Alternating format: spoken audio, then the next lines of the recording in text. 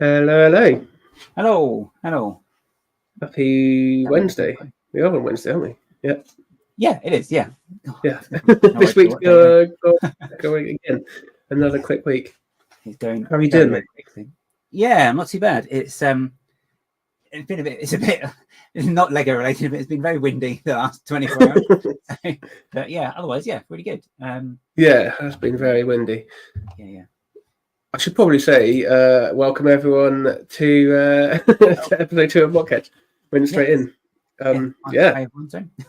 All very new. So yeah, bear with us while we go through the teething. Hello to everyone in the chat. I'll say a quick hello to the chat. I can see there's already people in there. Lovely people.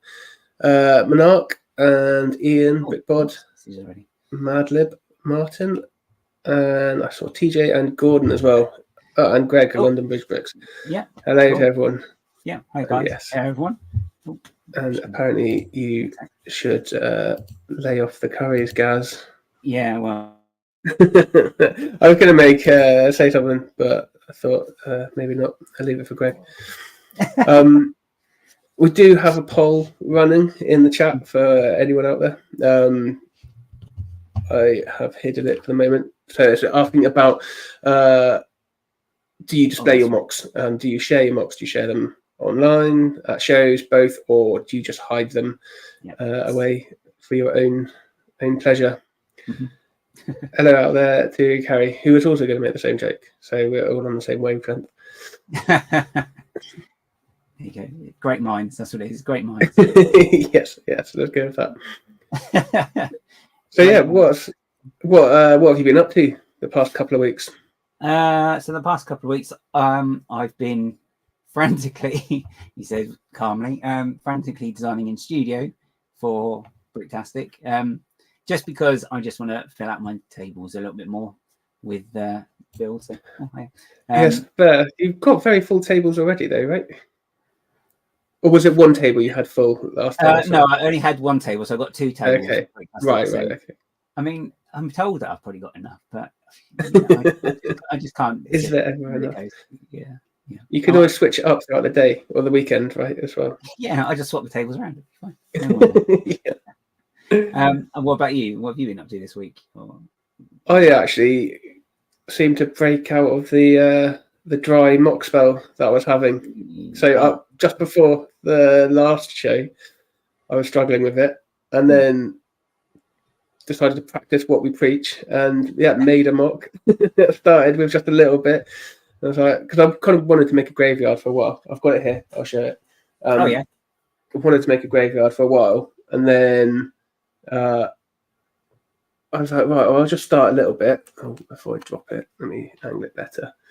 And I like making trees, and I figured I'd have a go at building a mausoleum and going all in on the details. Yeah, definitely. So that's really good. And then I've also started on another mock. These are actual in real life, aren't they? As opposed to Mr. Virtual Reality here. So. So I've started with that. It doesn't look like much. I'm going to put a rock pillar on there and have this statue sat on it. I'm going to try and make crashing waves crashing against the rocks. It's quite Clash of the Titans. That actually, I like that. Is that is that the plate that you put about you and Mills in the other day as well?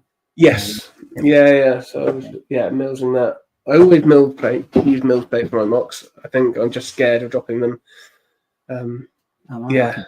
I just drop anything anyway. Hello out there to Brickstage Pass, Craig. Hey, T-Lac as well. And there was also someone, Harvicane Bricks as well. Hello to you too. Hey, cool. Hello. So, shall we introduce our new guest, or our first ever guest? Yes, first mock stream, mock heads guest. Yeah. Oh god. Yeah. Word salad. Sorry. So I'm sure a bunch of you have seen his work already, but he's most recently done a massive build of Theed City from Star Wars. Yeah, and fantastic as well. Yeah, like proper chef's kiss, like I know. up there, high quality. Like, yeah. And that's not what he's good at. He's just every build he does is amazing. And he's a wonderful person. Yeah. So yeah, with no further ado, we will add in Skyguy365, which is an obvious for anyone that might not know, it's a Star Wars Anakin Skywalker reference. So I think that speaks to the kind of thing that he likes to build. So here he is, Skyguy365. Hey guys. Hiya. Hello. All right. How's it going? How's it going? Very well, thank you. How are you doing? Good. I'm doing good. Okay. I'm doing good. Really excited to be here. And it's truly an honor to be the first guest on the podcast. Absolutely. Thanks for coming on. And already we can see as well, you've got feed in the background. Yeah, well, I'm going to have to... what an awesome backdrop, seriously. It's make you big on the screen.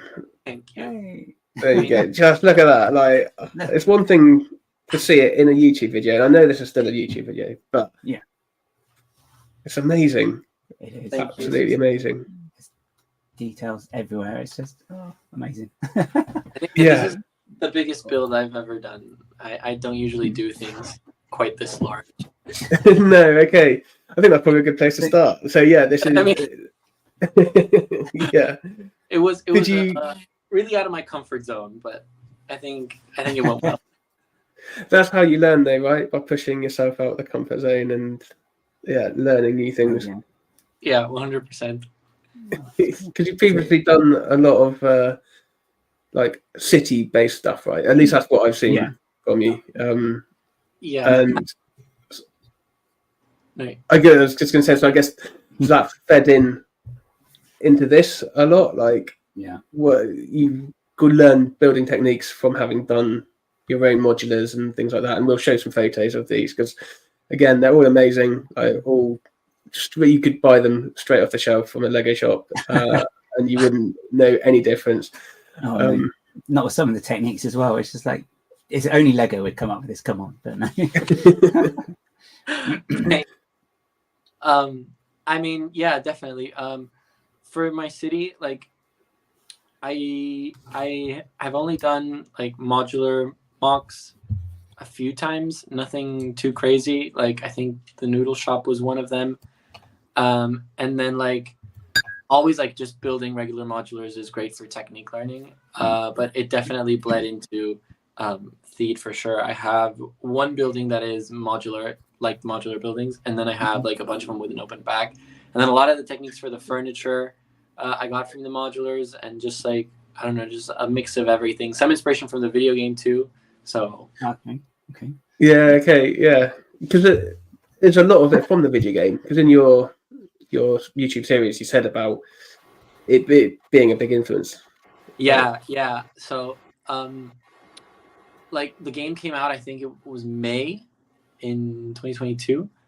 And I like played throughout the entire thing, and every time I visited Theed in the game, I was like, wow, this is just so nice. Someone should mock this for sure, because like the buildings in the game aren't Lego, they're like just 3D renders, and you're like, you guys, it could have definitely been bricks. Like, I can see a technique for that, I can see a technique for that. And it sort of like snowballed. I want to say it was very unexpected, but it's my own fault. Yeah, I think from the story we'll go over, but yeah, the story you were saying about how it came into being, it sounds like it wasn't that much of a surprise. I think you just tempted yourself. I knew what I was getting into. So I mean, because the thing of the Lego games as well is there's things in there that they build, and you just think, why is this not real? Come on, this is it. Come on, we can see how you can build it, or you can work out ways of doing it, and it's just like, come on. So is that kind of a bit of a drive as well, I suppose, just to try and say, come on, we can do this. Yeah, so. for sure. Like I remember there was like one chair build, and I was like, this is brilliant. Like, why don't they do this? Like, who came up with this? This like a Lego person or like a video game person? Like, how does this work? This is great. It's just like a lot of fun. Yeah, I do wonder the crossover with stuff like that, actually, because yeah, I wonder how much input they do get from Lego sometimes with it. You know, if it's something they'd be like, you know, here are the elements, go nuts, sort of thing, or someone does sort of plan it out slightly. I don't know, but yeah, actually, I have no idea. That's a really good question though. Like, how much of it is actually their influence? Is it a good game? I've not actually played the. I'm guessing it is. You've played it all the way. Like, I've played the older ones, and the older ones are like nostalgia, like they're great. But this new one is like amazing. It's like open world, like a lot of like side quests. It's really cool. Really because cool. you've got it, guys, haven't you? You were saying the other day, wondering whether to play it or not. Oh no, I highly recommend it. Yeah, highly recommend. Yeah, I've still got it on the shelf somewhere. I'll put it in at some point, I'm sure.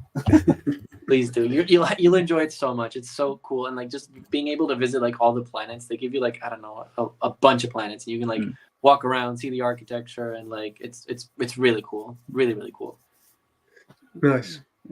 So I think it would be good to kind of talk about how, like, kind of go back to the beginning of your mocking life and like how did you get started? What got you into mocking? What kind of things were you building at first? Like, and how long ago? Like, how long have you been building your own creations? Yeah. So, well, as a kid, I always like play with my Legos in a way that I was like, I'd play with the set that was built for the longest time, and then when I got bored, I would take it apart and turn it into something else. So I guess you could consider that mocking, but that was I didn't like really plan anything out as thoughtfully as I do now. I would just be like sitting there with the pieces and be like, oh, what could this be? And then I think like my very first like proper mock where I like sat down and actually thought about it was a modular, actually, that I don't have pictures of because it was like so long ago. I wanted like a proper like mansion situation. It was like nice. I had very few pieces available, so it was like a corner building, and then had like a bunch of red pieces, and that was like the very first time that I was like, wow, this is like really cool, and like if I like sit down and plan everything, it can be like a lot easier. And then for the longest time, I didn't do anything because I was in the course of moving countries and doing like a bunch of stuff. So like everything was just like on hold. And then after that, I think the first mock I did after a really long time was the noodle shop mock. That was like, that was like the first one that I like, you know, revisited. And I was like, wow, I missed this so much. So you came back in strong. Because you know what, I'm going to find a picture of this for everyone. Yeah. Let me. You got it. So would you say though? Did you say sort of architecture's more, you know, inspires you more than say vehicles and stuff, maybe? Or yeah, I mean, I am an architect, so. There you go. Okay. There you go. Yeah. So I really like buildings. But it doesn't really have to be like modular buildings. It could be like any kind of structure. Like, you know, Theta is a bunch of different buildings. But yeah, that was like one of the first things I did when I got back into mocking. Yeah, okay, that's really nice, and especially because this is from the 3-in-1 noodle shop, right? Is it 1 or 2 sets that you used for it? It's actually 3, but that's just because I a lot of the colored bricks, and I wanted to have like a bunch of extra parts in case I wanted to like mess around with it. I didn't use all 3 of them. 2 bricks for like my own from my collection that I just like tossed in there to like fill up the back. But yeah, it's right. Okay, so yeah, it's closed back then. So that it's fully enclosed. Right? I remember you deliberating over the sign as well. Yeah. There was quite a few iterations, right? You were going through different colors and shapes, and yeah, it was either going to be like rectangles. I really liked the dark red in the circle. Originally, it was going to be white, but that just wasn't working out. Yeah. So did you set yourself some like parameters then when you're building? Like this, for example, you know, you think, you know, because I think it's 16 by 32. This one, isn't it? Yeah. As well.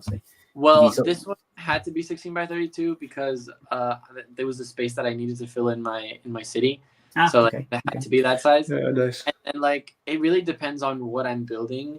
For example, for this one, I really wanted to capture different elements that I liked from like the alternate build that Bricative released, and then like the original Lego set. And I was like, okay, what do I like from both of these, and how can I like, you know, bring them together into something that like fits what I want?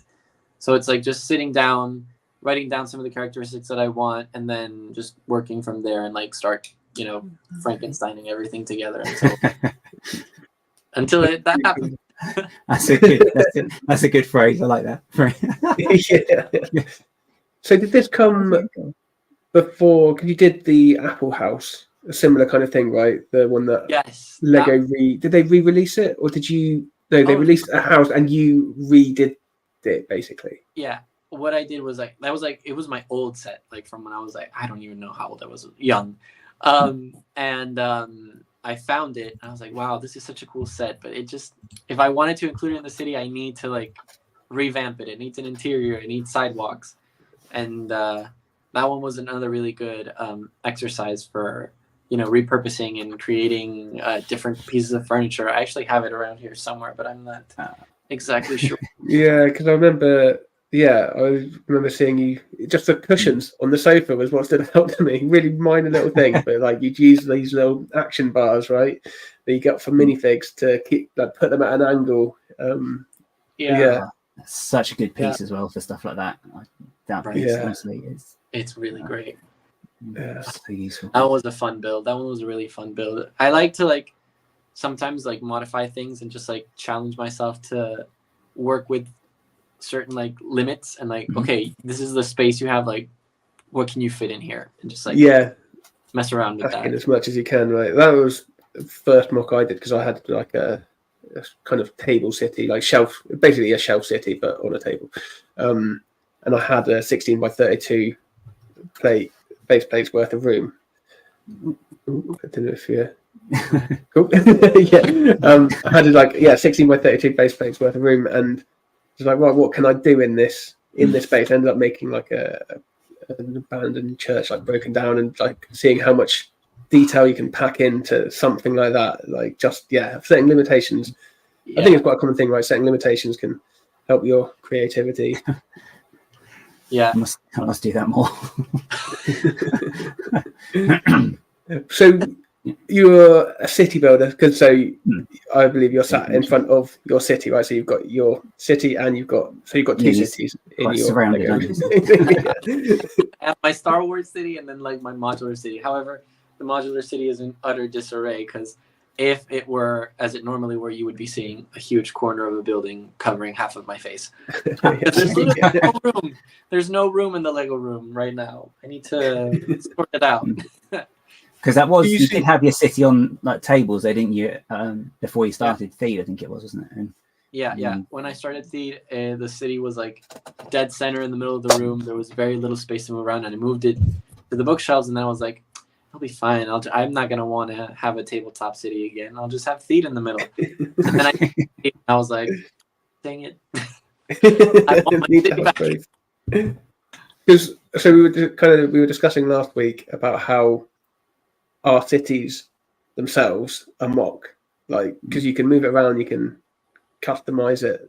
In terms of the layout, is usually they're not often exactly the same, right? So did you see your city, or do you see your city as a MOC in itself, or is it just a canvas? No, definitely it's a MOC in itself. I really like to modify, especially the greenery. I find that a lot of the modulars come with very, very tiny trees, and the lack of greenery. Yeah. Their trees are getting better. Lego's tree game is getting better, but it's not quite there yet. The diner has such a Miami vibe, and there was no palm tree in it. I was like, how? This was such a missed opportunity. It would have looked so good. So I added one to it, and it really adds to it. And I just really like to sort of mess around with it. And whenever I set up buildings, I like to think of it in a way of activity wise. So this could be an entertainment district. So I'm gonna have the diner and this restaurant and the cinema, and then across the street is the more fancy district, political. So we're gonna have town hall and then the bank right next to it, and nice. Sort of function as to how would it work. And I find that to be a lot of fun too. Yeah, I can imagine. I think that's where it gets dangerous with cities, right? Because all the stories, because you can pack so many stories in, right? Oh yeah, that's the thing, isn't it? Especially as soon as you start adding minifigures as well, it's oh, maybe I could just add this little building or this little detail, and I suppose it just keeps going and going. So. Yeah, and then like I'll move something around, be like, oh no, now I have a space here. Well, guess I got to make a MOC now. Yeah. Nice. So I guess you kind of do a lot of planning before you start building generally, or do you just jump straight in then, I guess? So. No, generally I do. Like I like to seriously plan things out, especially because like my parts collection isn't anything like insane. It's actually very, very small. So what I usually do is like I plan out in studio, and then and then like when I make sure that everything works, because sometimes you know studio can be a bit finicky, and you're like I'm not sure if this is the proper thing, and like I have to test it out. And then if I don't have the bricks, I have to outsource it to my friends. Like, hey, I know you have these bricks. Can you test this out for me and like see if it works? Okay. And then if they get back to me and say yes, then I'll like order the bricks and then get to work. Like that's what I did for Theed. Like I had no bricks for Theed when I started, like 0. Okay. Okay. That's a more efficient way to do it and more cost-effective way, isn't it? Really. I mean, well, cost-effective might not be the right word for a project like that. Yeah. We don't even need to go into that. I think you can guess. But because that's really interesting to me, because my parts collection is ridiculous, but then I don't use Studio, and so I'll buy lots of parts up front. So the fact that you just do it on Studio first, so then you've got a much better idea of what you actually need. Sounds very smart, to be honest. I mean, don't get me wrong. Sometimes I also just go for it and just like just start building with what I have, and then like hope for the best. And then if I don't have certain bricks, I'll like check on Bricklink and see like what sets that I have the pieces that I want. I'll just, I'll put it. Yes, this is a good tip. You see, I do stuff like that too, but then I feel really bad that I've taken the brick from the set. So it's like, okay, I have to put it back now. I have to order something very quickly. So. Yeah, I order them. I always order them because like if I want to do something for like, I don't know, a specific video or like a specific build, and I need to see how this is gonna look, and like I have it in the wrong color. I'm like, no, I have to see it in the right color. And, like, I harvest from my sets. They suffer. Okay. But it doesn't condemn them. You're not condemning them, right? So you do actually replace the parts. Okay. I think with me, that's back. I'm always like, here you go. Thank you for your service. So you've done your bit. You can rest now. That is a good tip, though. If you're looking for a particular piece, check if it's in one of the sets you've got already. That's not something I've done, and it is something I should do because I'm going to start doing that now. It's definitely really good. When something's expensive as well. Sometimes if you've got it in a set already, it's like, let's just double check first. You don't go down that rabbit hole, do you? So. Yep. Because it can be dangerous as well on Bricklink. If I know, right, I need this piece, I'll find a seller, and then it's like, well, I'll just see what else they've got. Because you never know. They might have some interesting bits, and before you know it, it's a £40 order when you only wanted one piece. I don't know. Never done anything like that at all. I always end up buying like plant pieces, little birds. It's like I'm like, you can't have enough birds. The cities are filled with birds, animals, plants. Yeah, I always get printed tiles. That's the thing I've been getting lately. I don't know why. I always look for these pieces, these plant pieces. Those ones. Yes. So whenever I see them, if they're like 35p, I'm like, yep, I'll get all of them, please. And then there's like a couple that I use as my benchmark for whether a Bricklink seller's got decent prices or not. So there's them. If they're like 35p, it's like, okay, they're reasonable. And then if these pieces, there you go. Yeah, I always pick up them. If they're like 9p, like, okay, I trust this seller now. I can I can proceed. I can proceed and do business with you. Just going to catch up with the chat a bit quickly. So that we've because I've seen a few people pop in. We've had Brick Hive. Hello. I don't think you're there anymore. I think you've had to go back to work. Yeah. But good to have you on. Nicole, Lady McBrick. Hello. And Ulrika. And the Bricketeer. Hello, hope you are all well. And we've had a few comments.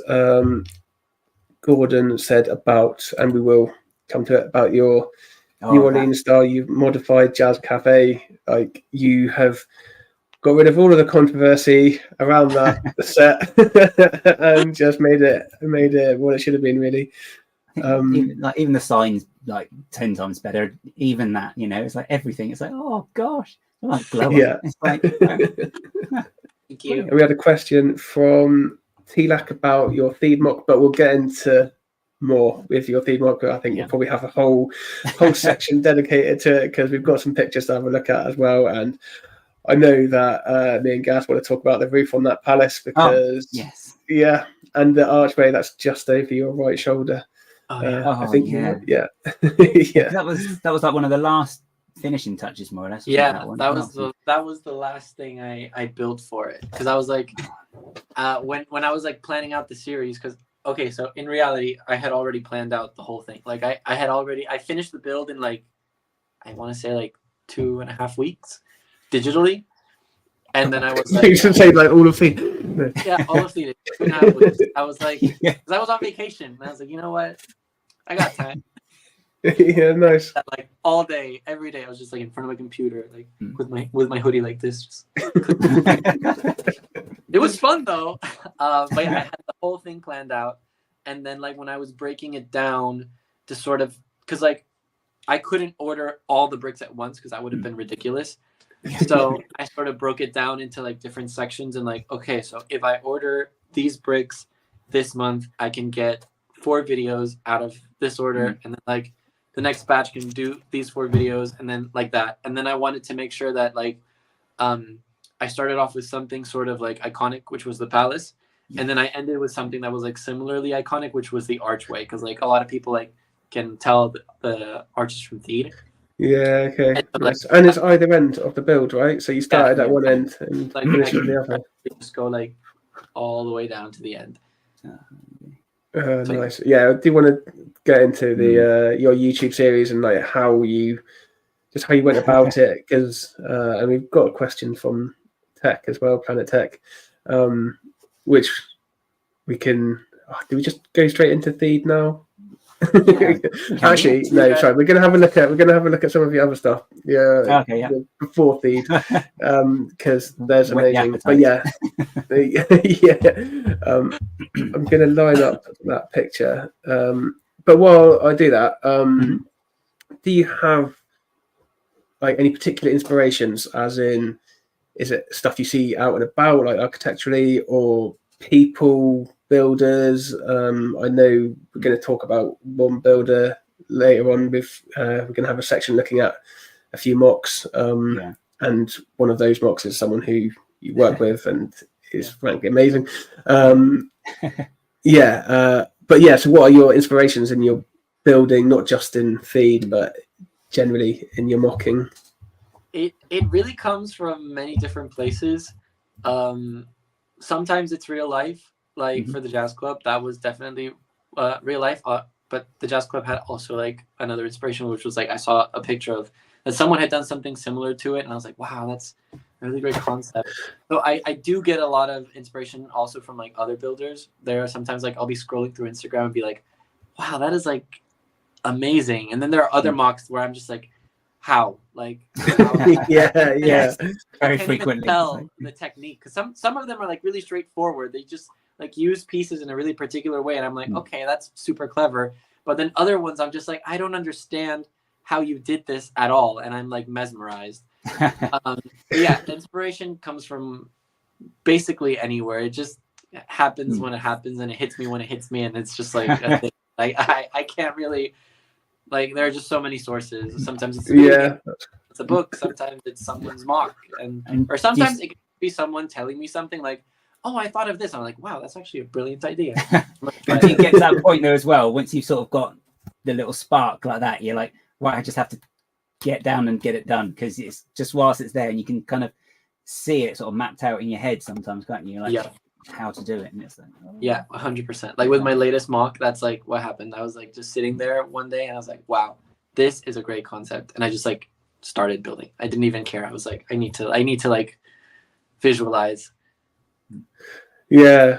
And so, because do you just build? Do you have multiple projects in the go at once, or are you like, right, I've got this one that I'm working on, I need to get that one done, get that done, and then move on to the next one, or do you have multiple plates spinning?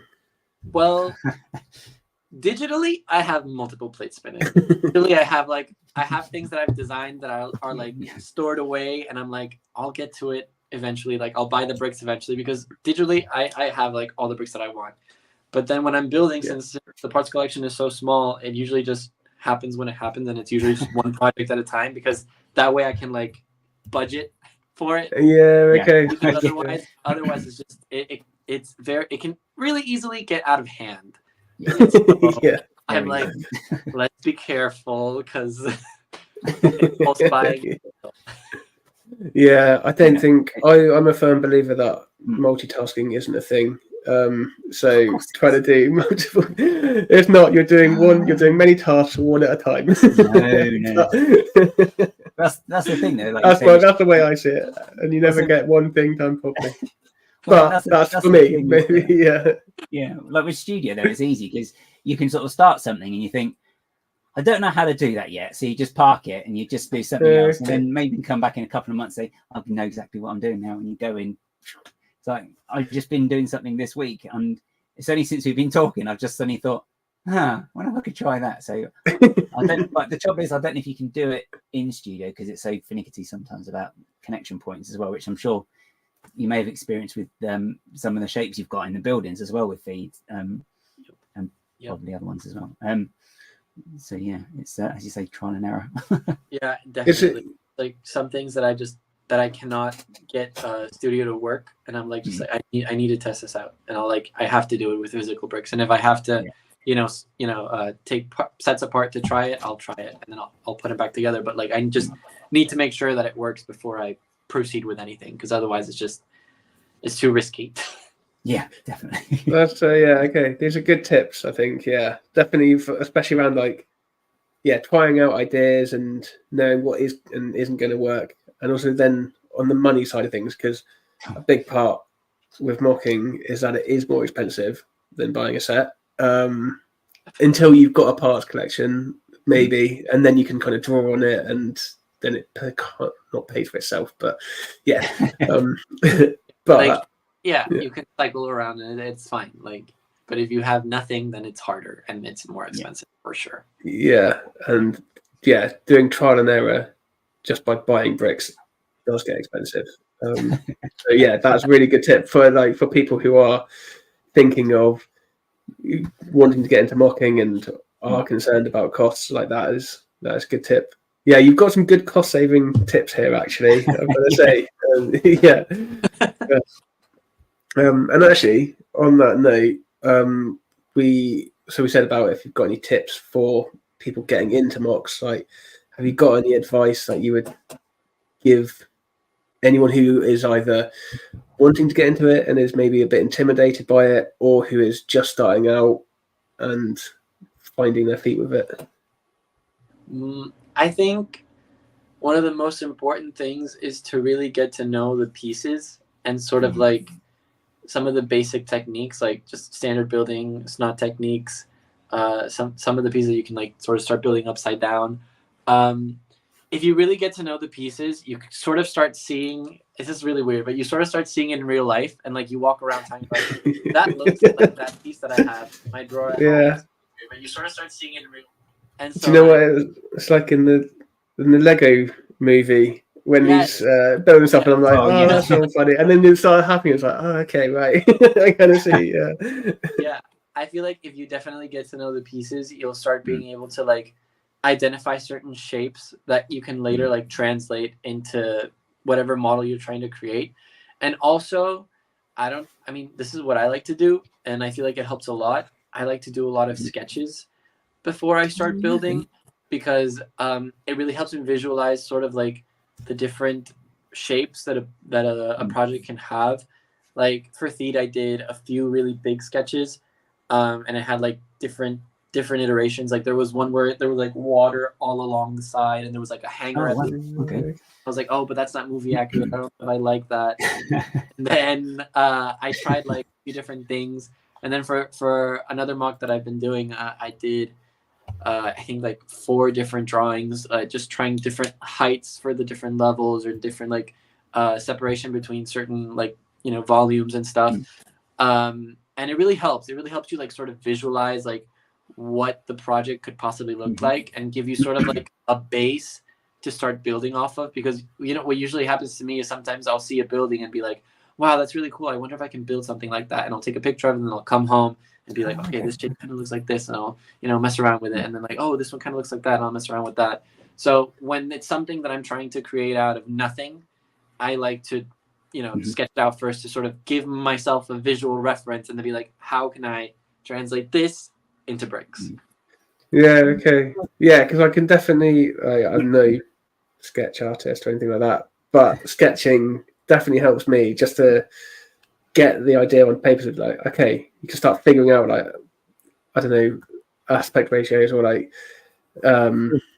I forget the word, like how big proportions and things like that, and what's actually doable. But I guess as an architect, you must be pretty good at sketching. I promise they're not that great. They're not that great. I was never the best one at the drawing class. It was pretty bad, but they're enough to get me started. So it's okay. Yeah. And so, but with something big, like the bigger the project, do you find it helps more to do the sketches than just like maybe a smaller build, or it's just across the board, same rule, as it were? I mean, kind of same rule, but it really depends because like for bigger projects, for Theed, what I did was like I started off with really big drawings, just sort of like trying to decide basic layout.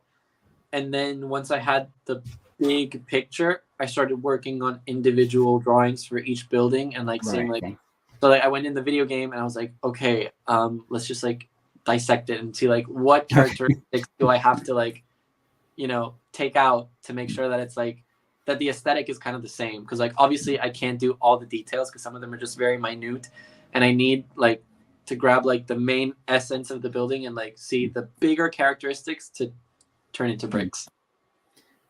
That's kind of the rule, I suppose, with Lego, in a way, isn't it? You kind of accentuate the more exaggerated elements, and like the smaller details, it's like, well, we can maybe add those in if we can, but it's usually just focusing on like, I don't know, like a cornice and that really stands out on a building or something like that. You're like trying. I get lost in the details. That's when you end up using really silly little pieces, and it takes ages, and you're placing like all of these plant pieces to make an overgrown lawn or something. And but if you don't need to,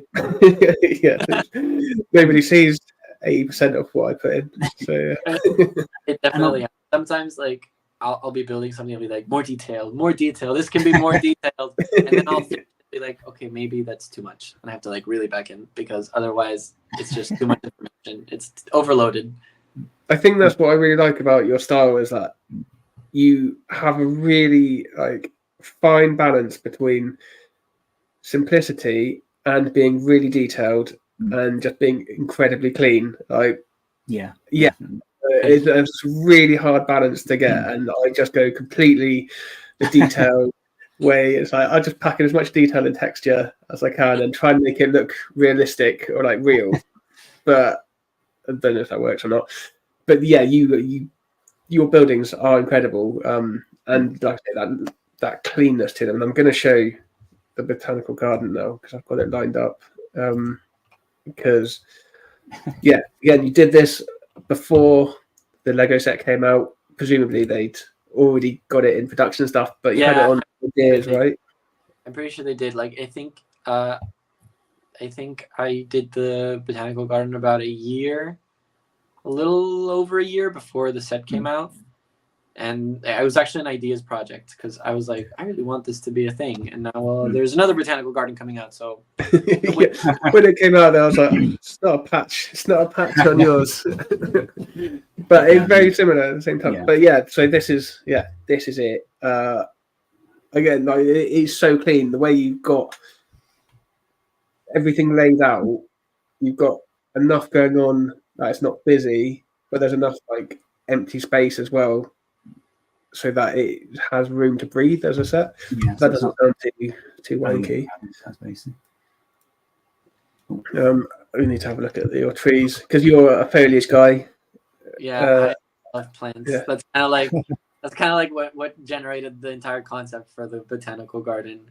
Because I had a park that I did for the city, but that was just like a couple of trees and you know, the path, the walkway, and I was like, okay, this is nice, but like I want something to complement this that's like different. So the fence and the path used in the botanical garden is the same as the one that I have in my park, just to sort of like tie them together. Yeah, nice. Yeah. I like these pillars. Good use of the gate piece here as well. They make good fences, don't they? They look really good. What's the technique for? I think you did it. You've done it on one of your videos, maybe, for how you've made the treetops. Because is it using snot bricks? No, actually, a bunch of here. I have one. Oh. I can just it's using a bunch of like stem pieces. See? Oh, okay, that's okay, cool. Kind of like fractals, you know, that like they just keep expanding at every end, at every tip. So like, you know, it like starts off you can here, just build on it, yeah. And then kind of like that, and then where was this? And then, you know, just like this is like from a 6 stem. Right. Okay. This one is the one that I use for smaller trees because they tend to be like more dense. But for the bigger ones, I just, you know, take the 3 stems and just expand and expand and expand and create like little textures for the dino tail ends. And yeah, that's kind of like the technique for it. Oh, they're good pieces of dino tail ends as well. Yeah, they are. I've been loving them. I've been buying them up on Bricklink. They're one of the ones that I'll always check. Seller. Them and the round brick that's kind of curved. That's used for the trunk of trees a lot. So when you're doing building these trees, then would you have done these in studio as well, or just because I know like collisions and stuff are just a nightmare anyway? Would that be something then you'd take more into the real world to actually actualize it, or you know, just to see how it all works more? Well, the first tree that I ever did, I did with my bricks, like in real life. And then I am a very visual person, so I really like to like see things fully before I like proceed. So I have like a studio file where I just have one tree that's like all grouped up, and like so it doesn't like fall apart, and it doesn't like, because what happens with the trees, since it's so many pieces, if I don't have it like grouped up, they'll just like suddenly just shift and it'll like So I have it like alone on its own little studio file, and then if I want to use it, I'll just like copy and paste it, and it'll be fine. Okay. But yeah, I do have the trees in studio, and I do use them to like visualize what it's going to look like, because they do collide, like a lot. Right. Yeah. Okay. I know there's like ways to work around it in real life, so I never like pay attention to that one. But yeah, I do have them in the studio. Because these trees are kind of mirrored, right? So the bigger trees are the same build, but the other way around, right? And then are these two the same? And then obviously you've got different colours, plant pieces on them. Yes, it's really effective, right? And that's also a thing in Lego sets, right? Like repetition, but there's a variety there that it's not immediately obvious that it's just the same trees. Yeah, I find that color really, really helps. Sort of, you know, not obviously create difference, but like just help balance it out and like differentiate and just create a sort of like visual difference where you're like, wow, this looks really nice, and it's like, but it's the same thing. Although I will say the trees are a pain to build. Oh, really? Many pieces to them. Like I don't think Lego would ever release as loaded as them, because it's a lot of bricks. It's so many bricks, and like whenever I had to, so like midway through building Theed, I decided to change the tree colors because they all used to be lime green, and I was like, this isn't realistic. Like change some to bright green and some to just regular green. And like when the day the parts got here, I was like, why have I done this to myself? Oh, no. Is regular green the one? I think you said before, actually, you don't actually have like a pad wall, but are they the ones that are on the pad wall a lot? Do you know the ones that I'm guessing you've seen? The ones in the pad wall are usually the bright green ones, which are like really nice, right, Oh, so you went? Oh, okay, yeah. Went for some of those, and then I went for the regular green, which is like the old base plate color. Because now everything is bright green. Like regular green is. Yeah. Okay. Yeah, quite hard to find normal green, as it were. Now it's a lot of fun. Yeah. I also just want to shout out these are windscreens, Yeah. right, for the dome on top. That was really cool and really effective. It's actually a really nice shape you get with that as well. I think. Oh, and you've got it's that bit of technique you got holding it together to hold up the top of the dome. But then, like when I first did that, I was like, oh no, I hate this because it doesn't serve a purpose. But then I was like, oh, but I have these like little Technic holes. I'll just hang plants off of them, and it'll be like a structure. Oh, nice. So these here. Yeah. Cool. But it's like really hard. You can see the gray little bar sort of like start going down from the top. Yeah. From here, right? Yeah. Okay. I'm wondering. I'll just stop sharing my screen a second. My mouse will stop working, and I'll see if there's any other. Yeah, at least you've got a mouse. Yeah, true. You know what? It was working fine. I was looking at the shared screen, thinking it was the screen in front of me, trying to move the mouse down, but of course it's not going to because it's on a whole different screen. I'll just hide it a second because. Oh, actually, you know what? I can just cycle through the pictures rather than. Let's have a look. Excuse me. Because we can have a look through the other shots you've got.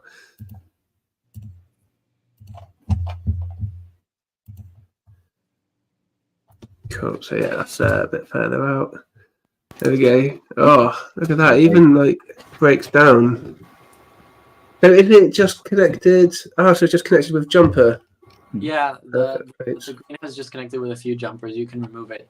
Although I will say some of the techniques used for the greenhouse make the bottom a little bit flimsy. You can remove it and it's like sturdy enough that you move it around. But like if you shake it too much, it will come up. Suckers. That's cool, mate. Oh yeah, you can just start to see the hanging plants there. Yeah, but it's just a nice silhouette, I think, with that. As well, we did that, like the flat, and then you got a nice dome. Then you've got like all the little features on the ceiling as well. Oh, yeah, on the roof, sorry, not the ceiling. Words. Was there a particular greenhouse that was the inspiration for this? Yes, actually, I went on a trip to Madrid, and there's like I don't know if it's a greenhouse. They call it like the Crystal Palace. It's in like El Retiro Park, and it's like a really big thing in front of like a lake. And it's really, really pretty. And I was like, wow, this is so nice. Someone should build this in bricks. And then right after that, we went to visit the botanical garden. And I was like, wow, someone should build this with bricks. And then when I got home, and then you did. I guess I'm going to do it. Yeah. And look at that. That's like a proper Lego lifestyle shot there. Yeah. I was trying to emulate that. I was like, I'm going to put this on Lego Ideas. It has to be the best photographs possible. But did you find, was it one of those ideas then, I guess, that was quite hard for you to resist? And it was like, do you know what? I think I'll just do it. I can't wait for someone else. I'm just going to do it myself. And it's like, yes, 100%. And like, it took me a while because this was like the very first time that I bought pieces for a MOC on purpose, like order them off of Bricklink. And I wasn't really sure how to go about it because I felt like if I ordered them all at once, it was really expensive.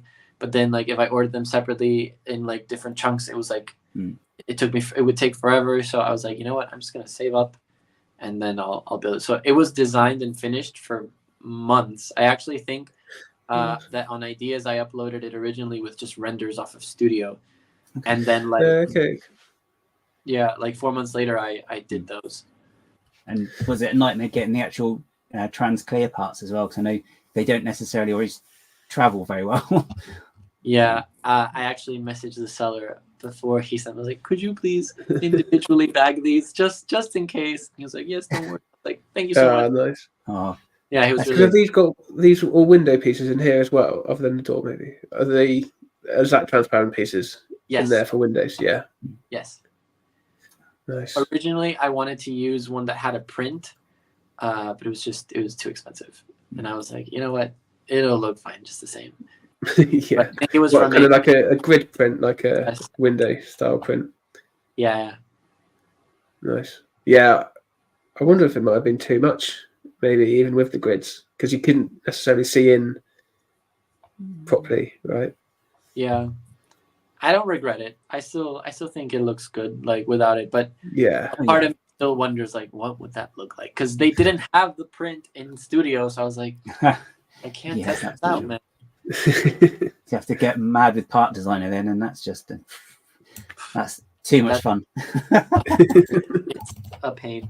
When I was doing renders for Theed, I wanted to have the Queen fig, and they don't have the parts in studio, and I had to do like really? using my architecture programs to sort of model it, and then like move it over to the studio part designer, and then like try to. I mean, it ended up working, but it was a real pain.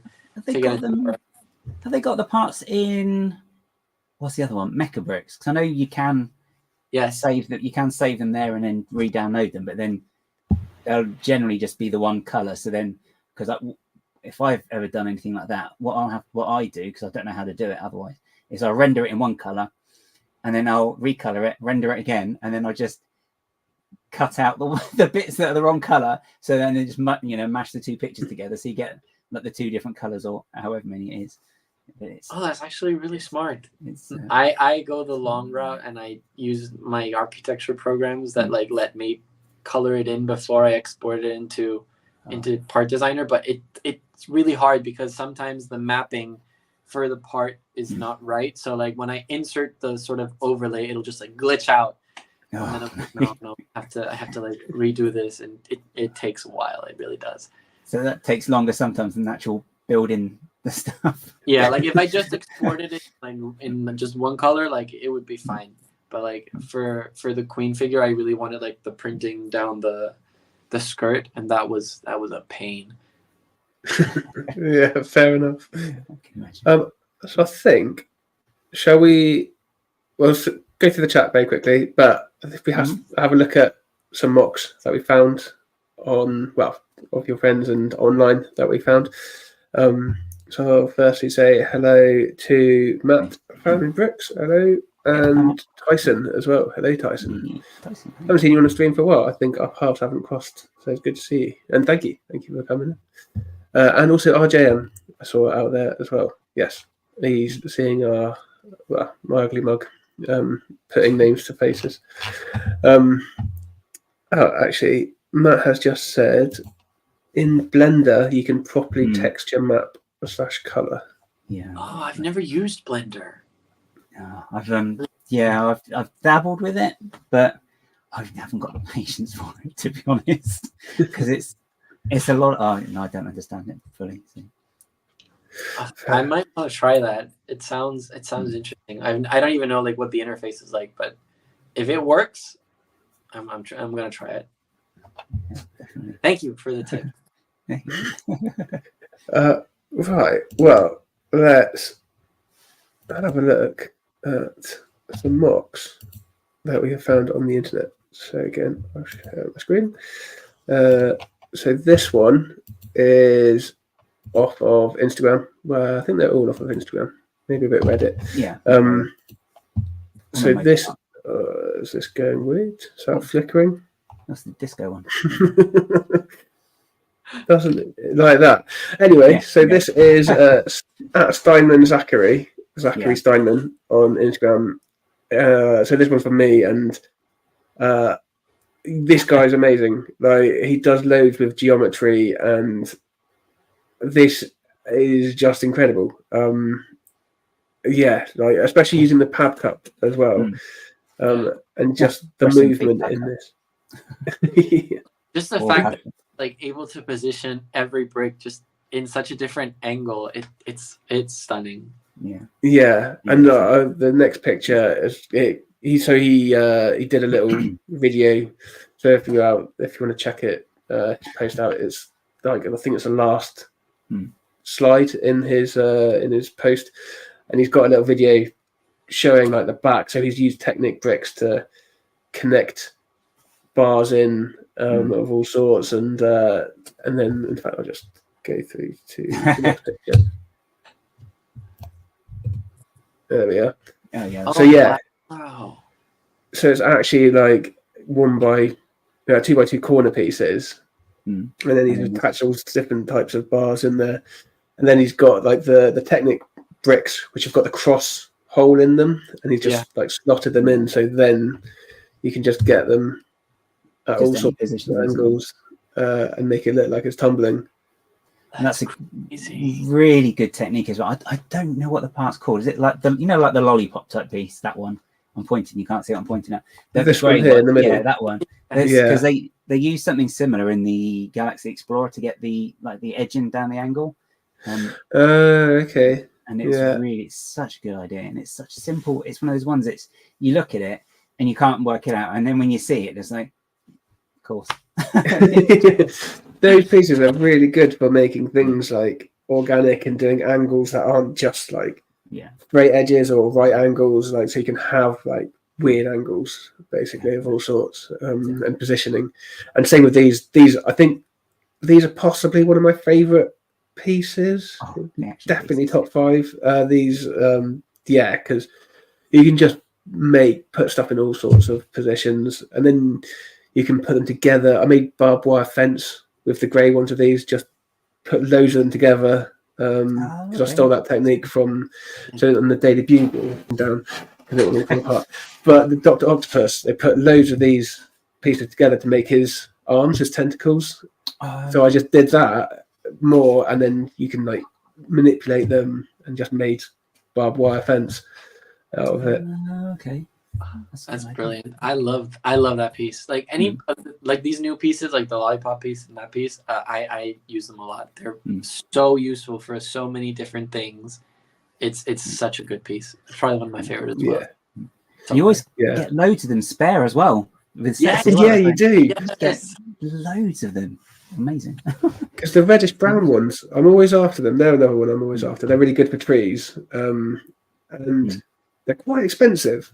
But when you get them in a Lego set, you always get 1 or 2 spares, so you can just kind of build your collection up of them inadvertently.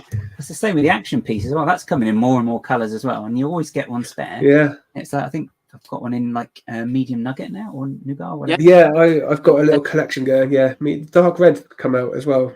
Didn't ready yet. So on the last stream, I kept on showing off. There's the cherry blossom set that came out in January or beginning of this month, and it's an amazing like tree parts pack. So I bought a couple of them and just parted them out, and you get like I've even got it here. Maybe they've got that of the dark red. Oh, I can't see, but like a bag like about that big, full of dark red. Action bars, like you get loads of them. That's crazy. Really good parts piece, and you get like all sorts of different other bits that are really handy for trees. I need to get some of those. yeah. Suddenly sales spike like that. You're like, oh, why is that then? You created a need I did not know I had. I'm sorry, but they're really good. But yeah, so this guy, like honestly, Steinman Zachary, go and check his stuff out. He's got stuff in the Lego house as well. He does amazing things with geometry, and just kind of blows your mind a bit. The amazingly named. Let me put up this from Gordon. Bar 1L with angled hollow stud. It just rolls off the tongue, doesn't it? Yes, there's a few of them like that, aren't there? Where you're trying to find that piece, and you're like, I'm never going to find this bit because I've got no idea what Lego's called it. So I'm going to have to just go through various different categories and hope that I stumble across it. That's one thing I found actually using Studio is you kind of get to know where parts are categorized in Bricklink after a while. Because it's like, I think that's under bar, I think in Studio. Yes, it is. Yeah. It's like, oh, yeah. So. yeah. That took me a minute to figure out that. Of course, it's under bar and not like modified plate or something like that. Oh, yeah. It's when some things that you think are modified plates are under modified tiles and vice versa. And you're like, that one's weird. I'm like, but it has studs on top. That's not a tile. And they're like, but it's modified. I'm like, that's yeah, exactly. Exactly. Because that was another one. Was it? There's the round tile with the stud on it in the middle. Oh and yeah. that's under tile round, but then Oh the yeah. jumper plate is under modified plate, and it's like it's a jumper but just round. Why Yeah. exactly. Grr. That's not Lego. That's Bricklink, though. See. Yeah. Yeah. So they're deceiving us. Yeah, really. Okay, so next up, I'll go to yours, Alberto, and I think I had come across some of Brick Sheeper stuff, but didn't really realise by putting two and two together that is one person. But look at this, like his character work is amazing. Again, go and check out. I'm presuming it's him. I think his name's Sean on Instagram. Yeah, go and check out his Instagram because it's amazing, and he's got instructions for stuff as well, which he links. Some of them are free. I love that. He blows does my mind. amazing work. He does like a bunch of Star Wars creatures too, and like I saw this I think like a few days ago, and I was like, this is insane. Like I want to build this. Like it is just so clean and like so well done, and like he actually poses it differently in like another picture where he just looks like. Yeah, we've got that here. There you go. It's like how did you like see these are the MOCs, like I can see how, but I'm like, how did you like you know Yeah. Yeah. And that's it. And because when you start looking at it, you're like, it's actually like it's not that complicated, but it's just having put it together in his mind, putting those pieces together in that way. Like not many people do that. And because I hadn't seen characters like this before, because they're usually like bigger than this. Like that statue was my first character I'd had to go at, and even that is probably a bit smaller than I've seen other characters at shows and stuff. But yeah, because these one of the things that struck me on his Instagram is that these are quite similarly sized to minifigures, or they use minifigure helmets and heads. They're obviously taller, considerably taller than a minifig, but the proportions of them work really well with like the Stormtrooper helmets and the Imperial Guard helmets. And there's like an Emperor Palpatine as well, right? Yes, he has a Palpatine. Yeah. Is this the guy who did Zeb as well, and he did like brick built legs, and it was kind of the right scale to a minifigure? Because I don't remember. Don't know. There is one guy, and if it's not him, it's something very similar style, and it's just he's got like these brick built legs, and I think he's got maybe a brick built torso as well. But the way he's built it is so it's in scale with like their Ezra minifigure, but it's the height that Zeb should be, because obviously all minifigures are pretty much the same height. Right, yeah. And because I think Zeb, if I remember, Zeb's legs, the only way I can describe it is they work like a flamingo's legs. You know, they bend the wrong way. But so this guy had the articulation going backwards with that. Then he as well. It's really good. I have to find it now. I've saved it somewhere. I've got like a stack of things saved like that. Yeah, it's crazy. Like this guy, he does like just like his proportions. It's insane. Like every time I see a new picture, it's like it's just so clean. It's so perfect. That's like just wow. He actually one of the creatures that I used for Theed is his design. He was kind enough to actually send me one of his MOCs, and it was great. I was like, wow, really? Wow. Yeah. And the techniques are just immaculate. Like there's no other way. It's insane. I'll have to look at that and go through Theed, I think, definitely. Yeah, like because like Matt says, there's a simplicity. Let me find this comment. Wrong screen. Really nicely shot as well, actually. These. Yeah, it is. Yeah, there's a simplicity that's beautiful. Like, and it absolutely is. It's so effective. And the sumo wrestlers, they look amazing. And like, there's samurais and sword fighters and all sorts. There's seems to be quite a strong like Japanese influence. Like, I can't remember the what you call that time frame where there were samurai, feudal Japanese. Like there seems to be a strong influence from that, and then Star Wars, which also obviously has that influence built into it. That's true. Yeah, absolutely amazing. And yeah, like you say, really well shot. I really like even just the cleanness of the background. Like, and like the little builds that he adds to it, just for like, they're really simple and effective. Again, simple and effective. Like those lily pads, because I've got a bunch of these now. It's like, oh, okay, cool. That's what I can use these for. If I build a lake next, then I'll be adding some lily pads in. Right, so again, Brick Sheeper at brick.sheeper. Mind blown. I was loving that when you recommended him, because really inspired now. Especially, I'm starting to I really want to get into building characters. So seeing how you can make them like that, and they seem really, you can make them out of relatively few and also relatively attainable parts. For starters. They're so posable. Like every time he uploads like these things that I see the piece, I'm like, wow, you can like it's like an action figure. It's like an action figure. Yeah, absolutely. Cool. Yeah, the posability, because I think because I really want to get into mechs, Lego mechs. Ooh. But what's put me off is that a lot of them don't have posable legs, which I can't get on board with. A lot of them use that. They look really cool, but it's that, like, I don't know, not 90 degree, but the angled piece that they use for legs, and they're just stuck in place. And I like to be able to, maybe it's harking back to being a kid, being able to. That one. Yes, that one. Let me, on the new. Let me just casually checking. Yeah, it's this one. So this one, isn't it? The funny. Yeah. My hands are terrible. Yeah. Because are the arms the same as well? No, they're not. No. They are. They are on this one. Yeah, they're the same piece.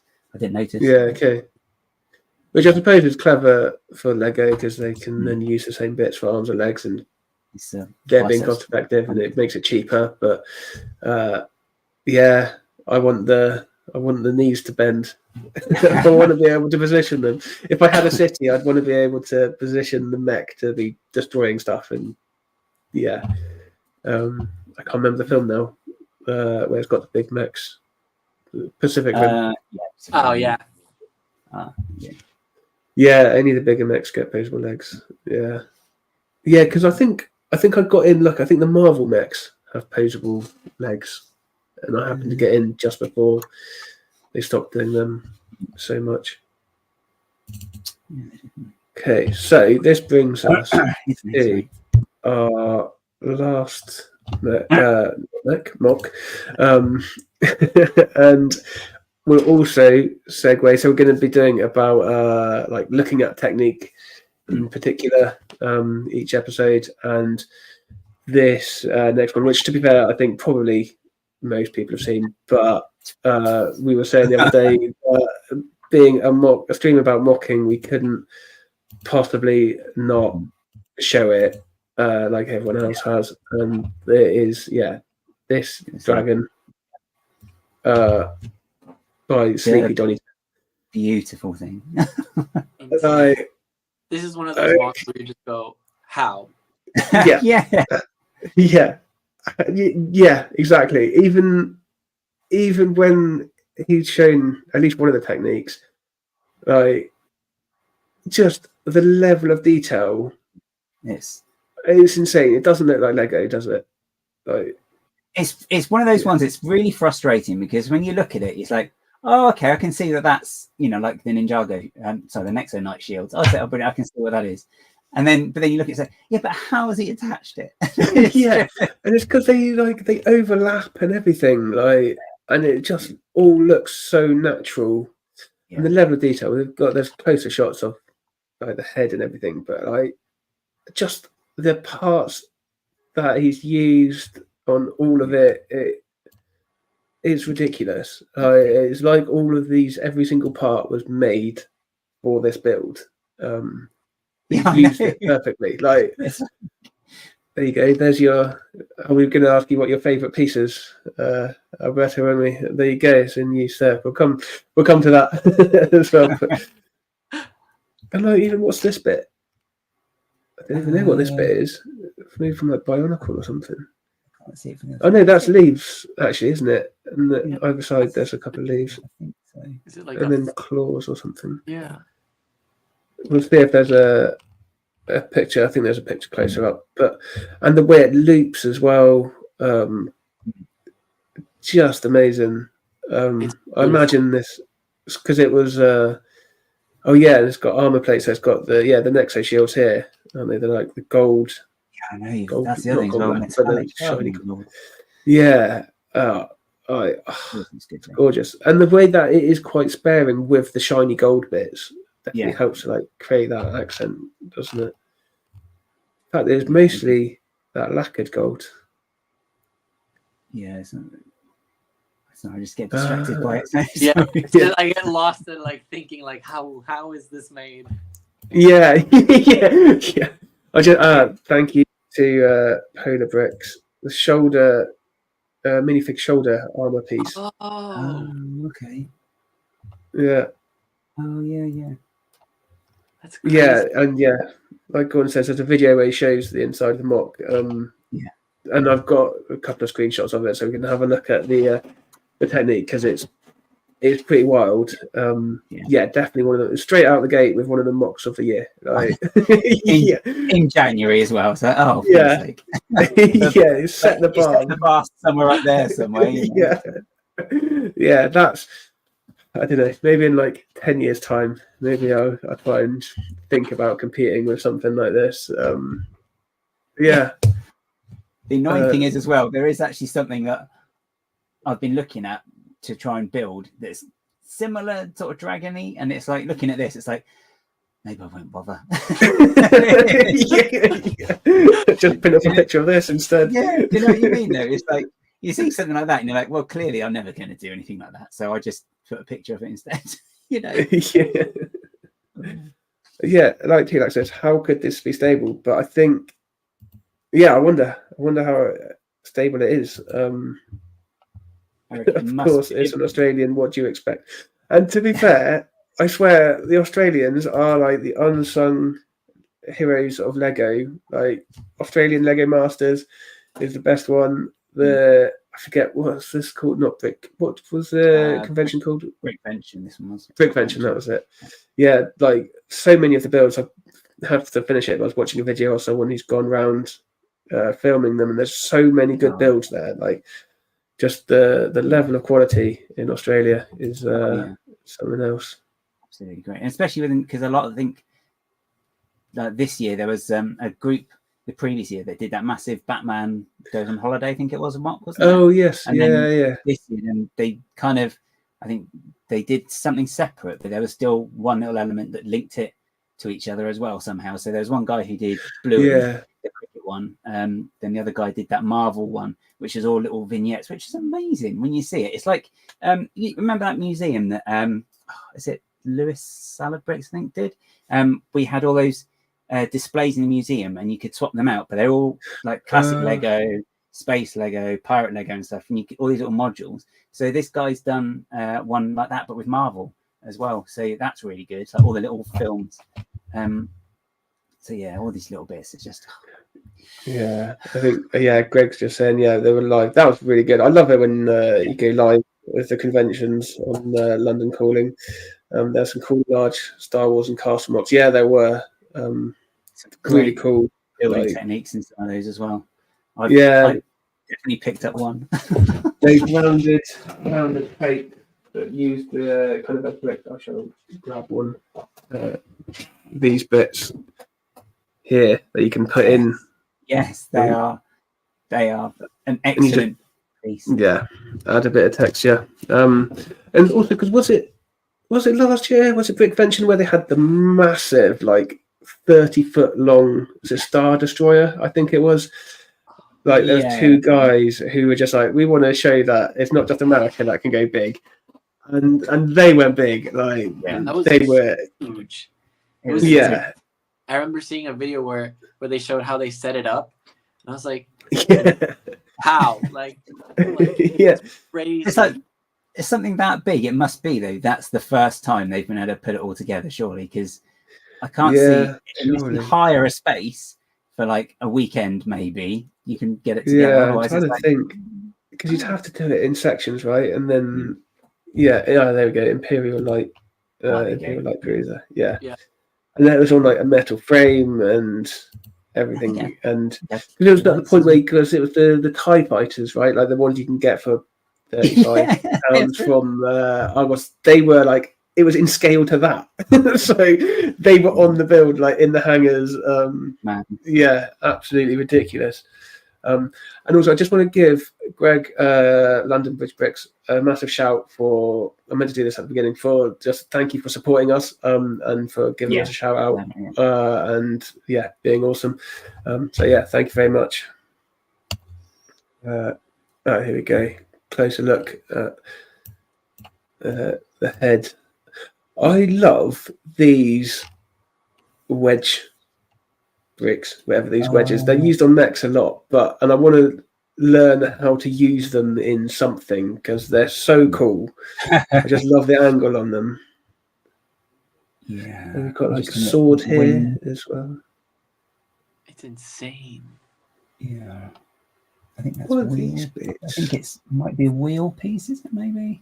Yeah, is it? Was it pretzel? No, it's not a pretzel piece. No. And like. Well, I'm not sure now. No. I can't tell. And these hoses. I didn't know so many pieces came in gold. Like, yeah.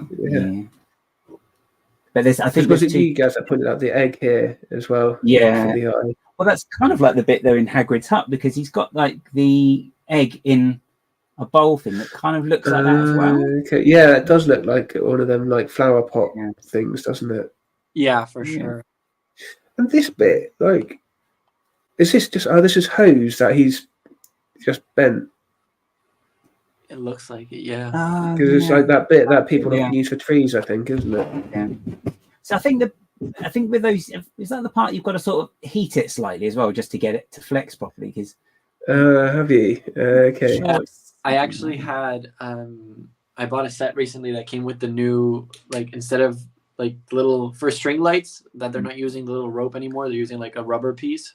Oh yeah, I've seen this. This is new, right? Super warped, and I was like, this needs to be flat. So I just boiled some water and dipped it in and stretched it out. Okay. Perfect. Nice. Okay. That's good. And some more shots of it again, like just insane. And then I could stare at this. Yeah, easily. And then his cat jumps on it. Oh no. So I don't know why this isn't centered, but this is the technique. So he's got lots of the rounded Technic bars Harry Potter connected, glasses, and he's got Harry Potter glass. So the big Harry Potter glasses, and then he's connected the clips to it to then put the scales on. So you can see the clips here, and that's the Harry Potter what's it, glasses piece. Yeah. And then then he's got these Technic bars. I don't know what these are called, but a bunch of them. He must have them angled. I think they're link arms, if I remember. Link arms, okay. But so he gave a little sneak peek. And I guess you can angle them, but it doesn't show like how he's done the double loop. And I would love to see this without the scales, just to get a sense of the internal structure. I've got a feeling it's going to be one of those ones that actually it's all straight, and then you can but because the way they are, you could maybe just position them. There's talk of it being 2 meters, and I'm sure like that it doesn't look like 2 meters. So I don't know though. I'm just guessing. Lift arms, they're called. Thank you. Thank you, Matt and Polar Bricks, the Technic guys out there. Again, a Technic, something I want to get into. This, like for this, well, I want to do it for movement, but the fact that it can be used for this as well. Right? Excellent. That is that's how it's done. Just generally, like that's how MOCs are done, right? That's the bar. For that, right? Insane. Yeah. Yeah. But yeah, I think just technique. Yeah. Because even though I've seen the inside, I still don't understand how it's done. No, like how have they got that loop? Because I was wondering if it's not how Gaz says how you can kind of manipulate it. Is it something like they've got these bars and instead of it going all in one like length, it kind of then goes out, so you get it go certain length and then you build it in a different direction and then up and round to try and make that go all the way around. But how does he get the taper for the legs? Because like the legs get thinner as they go down. It's like how it looks how indeed. How indeed. We need a breakdown. Like, for the good of humanity, we need to know how it's done. You need to get an interview, in-depth interview. Yeah. I was trying to think of, I don't know if you guys, if anything comes to your head, like what else you could use this technique for. Like, it's obviously great for animals and like dragons, anything with scales. Could you use it for you could use it for buildings though, couldn't you, as well? Like if you've got like a building, like a turret, and you've got like I don't know what they're called, like you have the little small turrets that jut out. You could maybe do something like that and then just have square ones fold down to like brickwork maybe, or rockwork. Yeah. So would you have like a bigger, like have this big bit at the bottom and then you'd have to have a smaller ring or something at the top? Or like, say like, so you were talking about using this technique for what you're working on, right, Gaz? What am I looking for? It's a modified plate again, I think. And I wondered about using like these pieces. These kind of with the round 2x2 round plate with the bars on. And you could potentially have one of them at the top. If you're talking about like a conical roof, you could have one of them at the top and then connect the two somehow and then clip tiles to it or something to make. Then you could overlap the tiles. Oh, okay. I'm going to need to get some Harry Potter glasses. I've got some actual Harry Potter glasses. I don't think that's going to work though. I've got these. Will that work? No. Crazy. But architecture. That's an interesting shout. I suppose you could also, using like those hose pieces that we saw that were bent, you could heat them up to make a circle, so you could make an even bigger, cone. You could wrap it around the glass to make sure that it's a perfect circle. Yeah. And it would still be official Lego pieces. Yeah, exactly. So if you're a purist, then it's a loophole. I love a loophole and a good pun as well. Excellent. So that's our first mock review. We need to come up with a name for this segment. Anyway, don't I get the cogs going. So we'll come up with a name. I'll start doing it now. I'll be like, hang on, distracted. Disengage. So lots of techniques there as well, which obviously we have other techniques that we've got on display behind there as well in the wonderful feed as well. We have to talk about the roof then, as we're on about techniques. So because you've got a really nice smooth sort of domed finish on the palace roof. And also on the, actually on all the buildings, to be fair. And just for people who might not have seen the palace before, it's the building over Alberto's left shoulder, so on the right of your screen. Yeah, where Alberto's pointing there. And this, let me put you full screen again.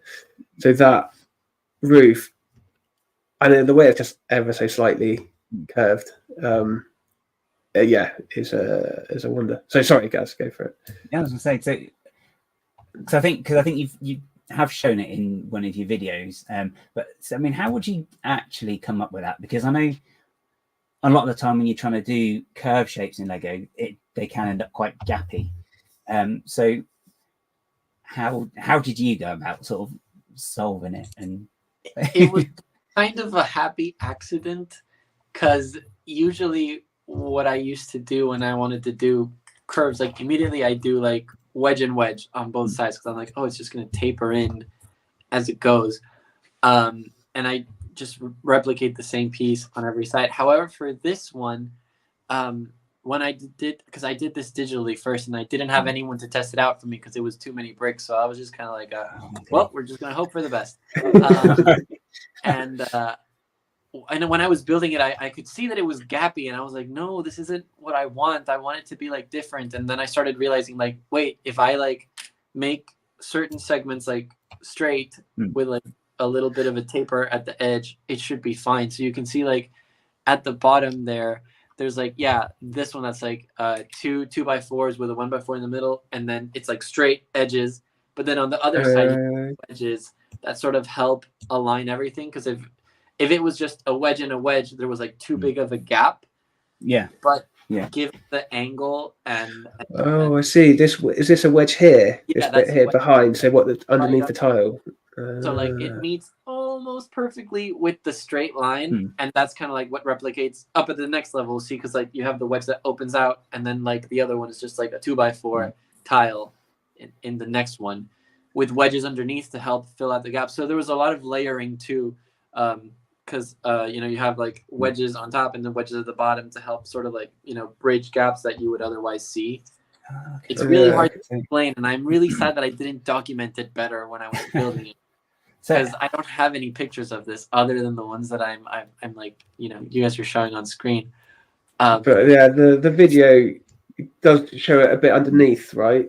So you can see see the underneath of it. I should have taken a screenshot of it, so I didn't think to do it.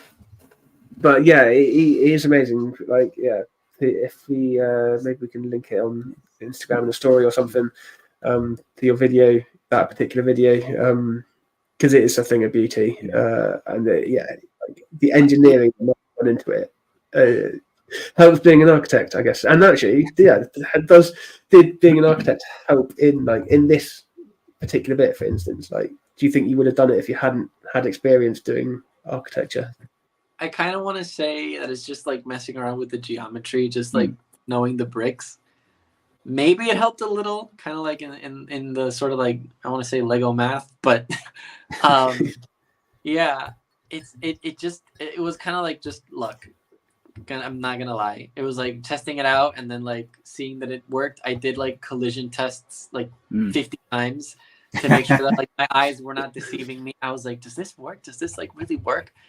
And like I wanted to make sure that it was stable and that it wouldn't like cave in, because what I use for it is like just the plates with the little bar and then the plates with the clips, and those are like, they don't lock, they just like keep going. So like if there's nothing to hold them up, they're just gonna collapse. Yeah. So I knew that there was like a sort of like cross section point with Technic elements in the middle that would like sort of serve as a stopping point, so that I think I connected 3 of them into like a Technic joint in the middle, so that the Technic joint would sort of like prevent them from collapsing.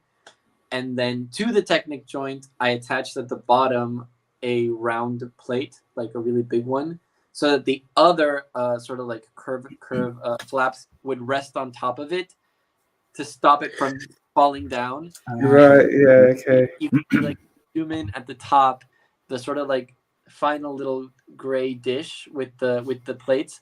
You can see it's like not really touching the wedges. It's just like right above them, but in place with the plate underneath. So it has like basically top plate, bottom plate, and then the wedges go in the middle, so they can't move and they can't collapse. Okay. So then, right. Okay. So it's literally just sandwiching them in, but holding it together like that. Yeah. Is this So some kind of crazy physics of where them are- everything's how propping each other up and somehow it works? Like, It's like like those those- things where you got the suspending Yeah, I was going to say the build with the tensegrity chains, things, the isn't it? is it torsion or whatever? What's it called? Sorry. Tensegrity, I think, is it? They're called. Oh yeah, that's it. Yeah, yeah. I don't know Yeah. the gravity on those or the gravity of those at all. So it's really but just this, are connected, like properly connected, and then the rest are just like connected at the bottom with the original clip, and then just resting at the top. But it worked, so I can't complain. It's and this it was the sorry. I know I was going to say, and it stood up to the. To say it stood up to like the pod test. You could click it, and it. Touch it and it won't collapse. Like, I mean, it will collapse if I apply force, but Yeah. So you won't rest your coffee on there or anything. So no. But this build as well. Oh, sorry, guys. Sorry, No, interrupted you twice. No, you go for it. No. I was going to say. So this was like the first building though that you actually physically built for Feed. Is it because I think in your video it was the whole germ of the idea started. I think you said with when you had the Naboo. Is it the Naboo sub? Isn't it?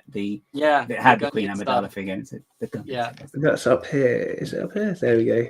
Yeah, There's the sub there. That's because you got that as a present, right? So that is a fantastic present to get. It was great. It was great. Although I did end up blaming the person that gave it to me for the creation. Like, this is your fault. This is. That's some good application of responsibility.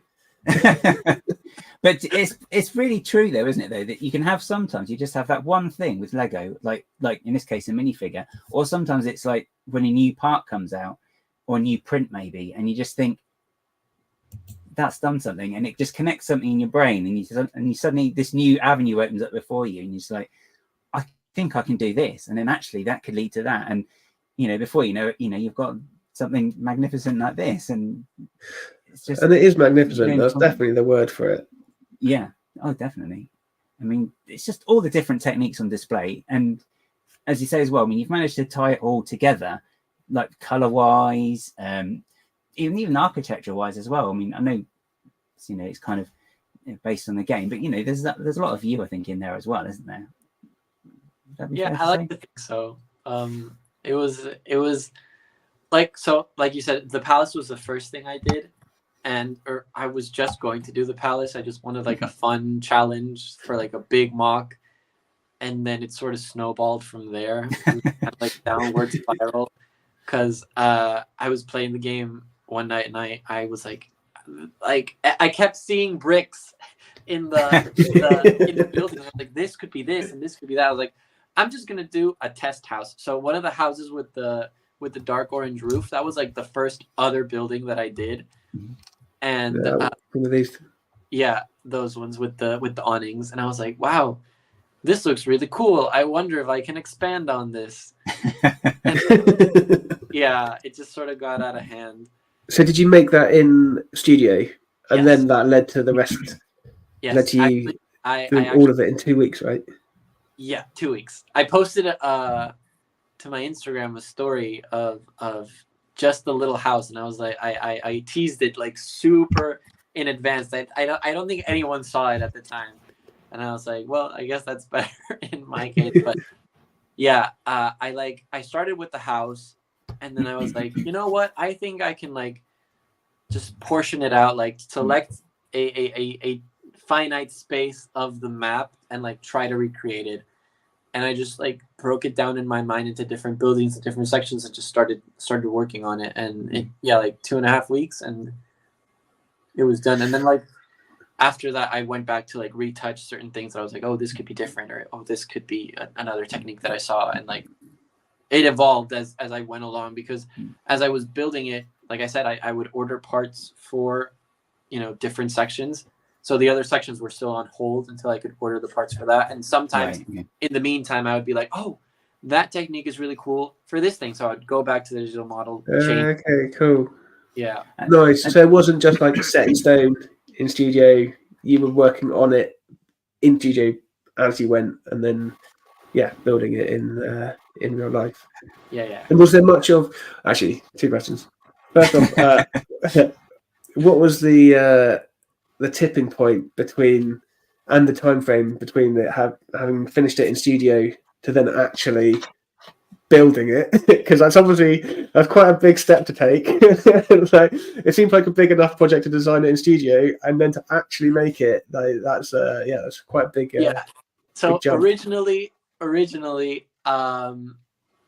so I was like on a Christmas vacation. I was like, I took a month off because I hadn't used any of my vacation days, and I was like, you know what, I'm gonna take all of December off. It's gonna be great. And I was going to the States. We talked at this point. I remember I was trying to sell you the Ghost at this point, and you were like, "Oh no, I'm going to America. No, I have no money." Plans, things have changed. I was like, so I took 2 weeks off originally just to like be at home and just like rest and do things at home, and then the other 2 weeks I was going to the States. So in the first 2 weeks, I designed the whole thing, and I remember I was talking to High Tea Toys, Joanna, and I kept sending her pictures like, look at my progress. I'm doing this thing. And she's like, but wait, are you like gonna build this? I was like, no, are you crazy? I'm not gonna build it. It's huge. It's such a big project. I'm not gonna build this. No, it's insane. And I really wanted to finish it before I left for the trip because I didn't want to like leave it like half done because otherwise it would just be like nagging my brain, and I didn't want to take my computer with me. So I finished it right before I left, like I think the day before. And I was just mesmerized by that, and I was like, you know what? I think I might build this, but you know what? I'm gonna have to think about it. It's such a big like undertaking. I have to like just take it easy. And then I think like I went to the States the day after, and then 2 days later I was at a mall that had a Lego store, and I saw the base plates, and they had a bunch of pieces that I could use in the pad wall, and I just you know what? I'm doing it. And it was very impulsive, and then after I had made the purchase, I was like, "Oh no, there's no going back now. I've already invested in this." So there was like very little time between finishing the digital model and then just deciding to go for it. And how many base plates is it in the end? Can you remember? Yeah, it's 8 gray base plates and then 6 blue base plates extra for the area with the water and the palace. So, okay. So that's like, I have no idea how many base plates in like, actual reference, but 8 gray base plates and 6 regular 32 by 32 base plates. So was that 14? Yeah, 14. Is that right? 14? Yeah. I think so, right? Because every gray base plate is 1.5. So yeah. Oh gosh. 3, 6. Wait. Oh no, because then there's like no, I have no idea. I need to visualize math. And when you're actually building it in studio, then would you? Because I know when I've done stuff, when you get to a certain size, it becomes quite difficult to actually work on it. So, would you have done like one building as one file, save that, one building as another file, and then presumably at some point you just loaded them all up and just put them all in one thing to see what it looked like? Yep.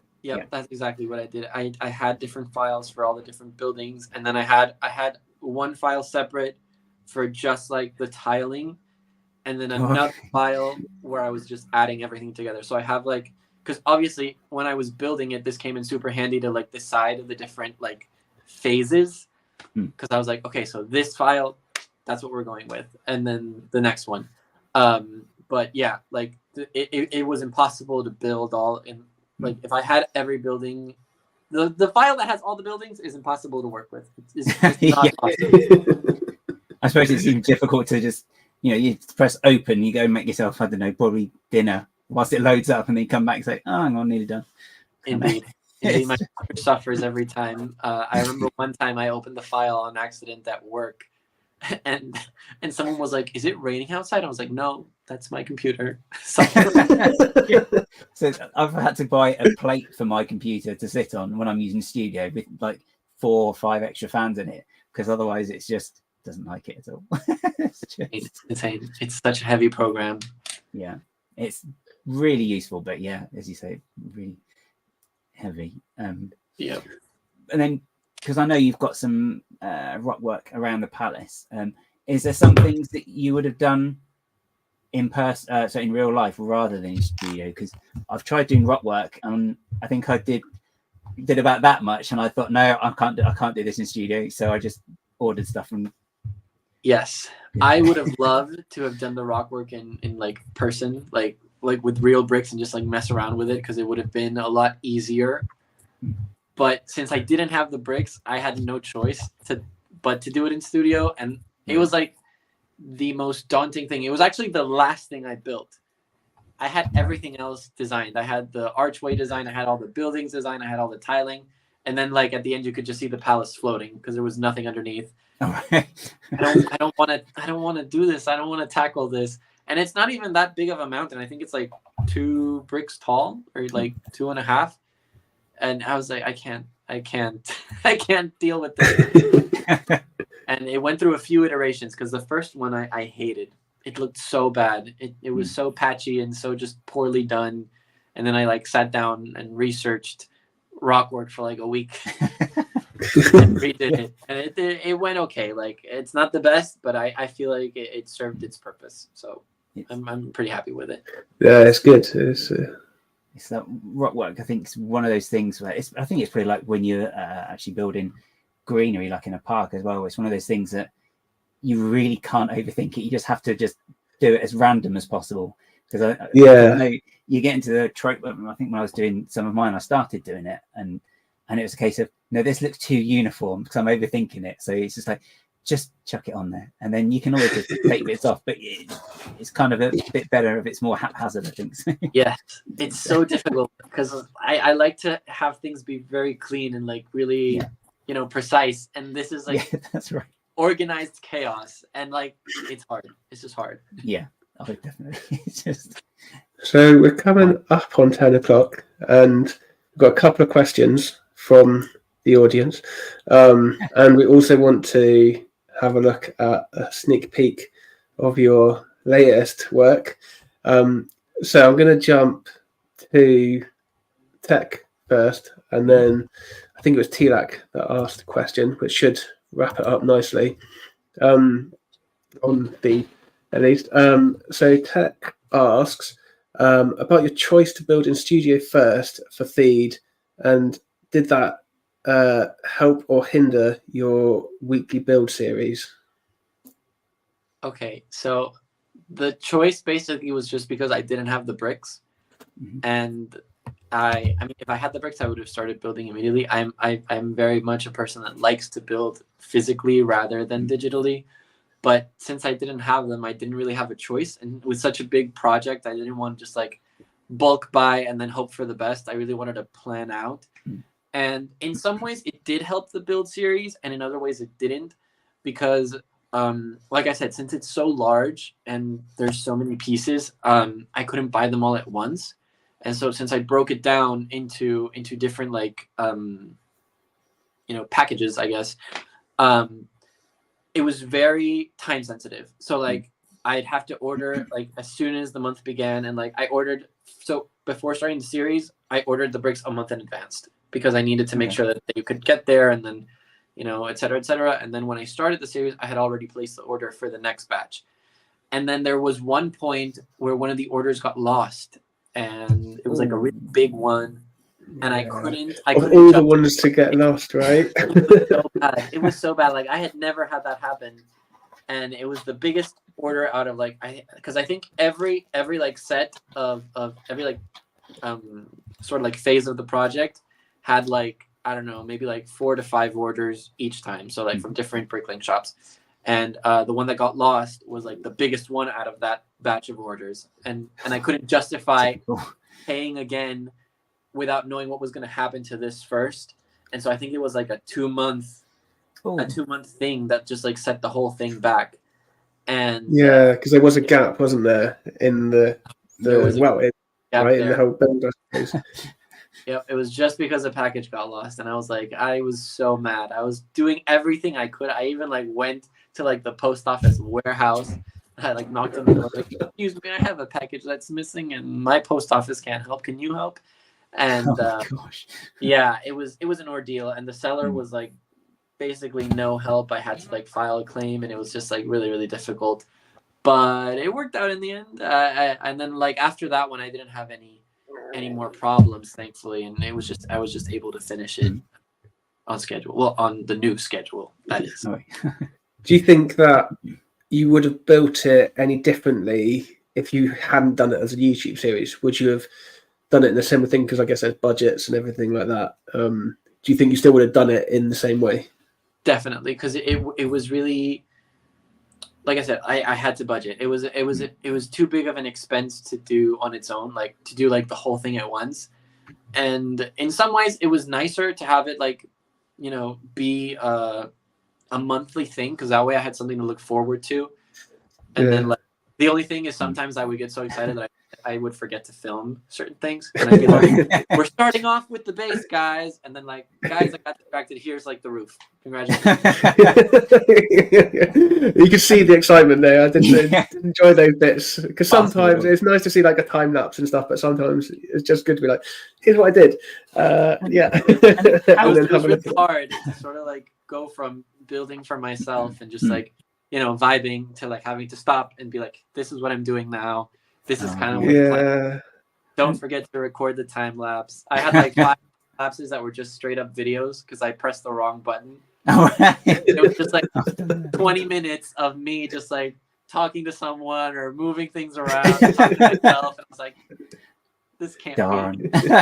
I was going to ask actually about when you're building from studio into real life. Do you? Because I've done it a couple of times, and I've tried to make instructions, and I just don't have the patience, because that seems a bit more time consuming sometimes than actually building the set in the first place.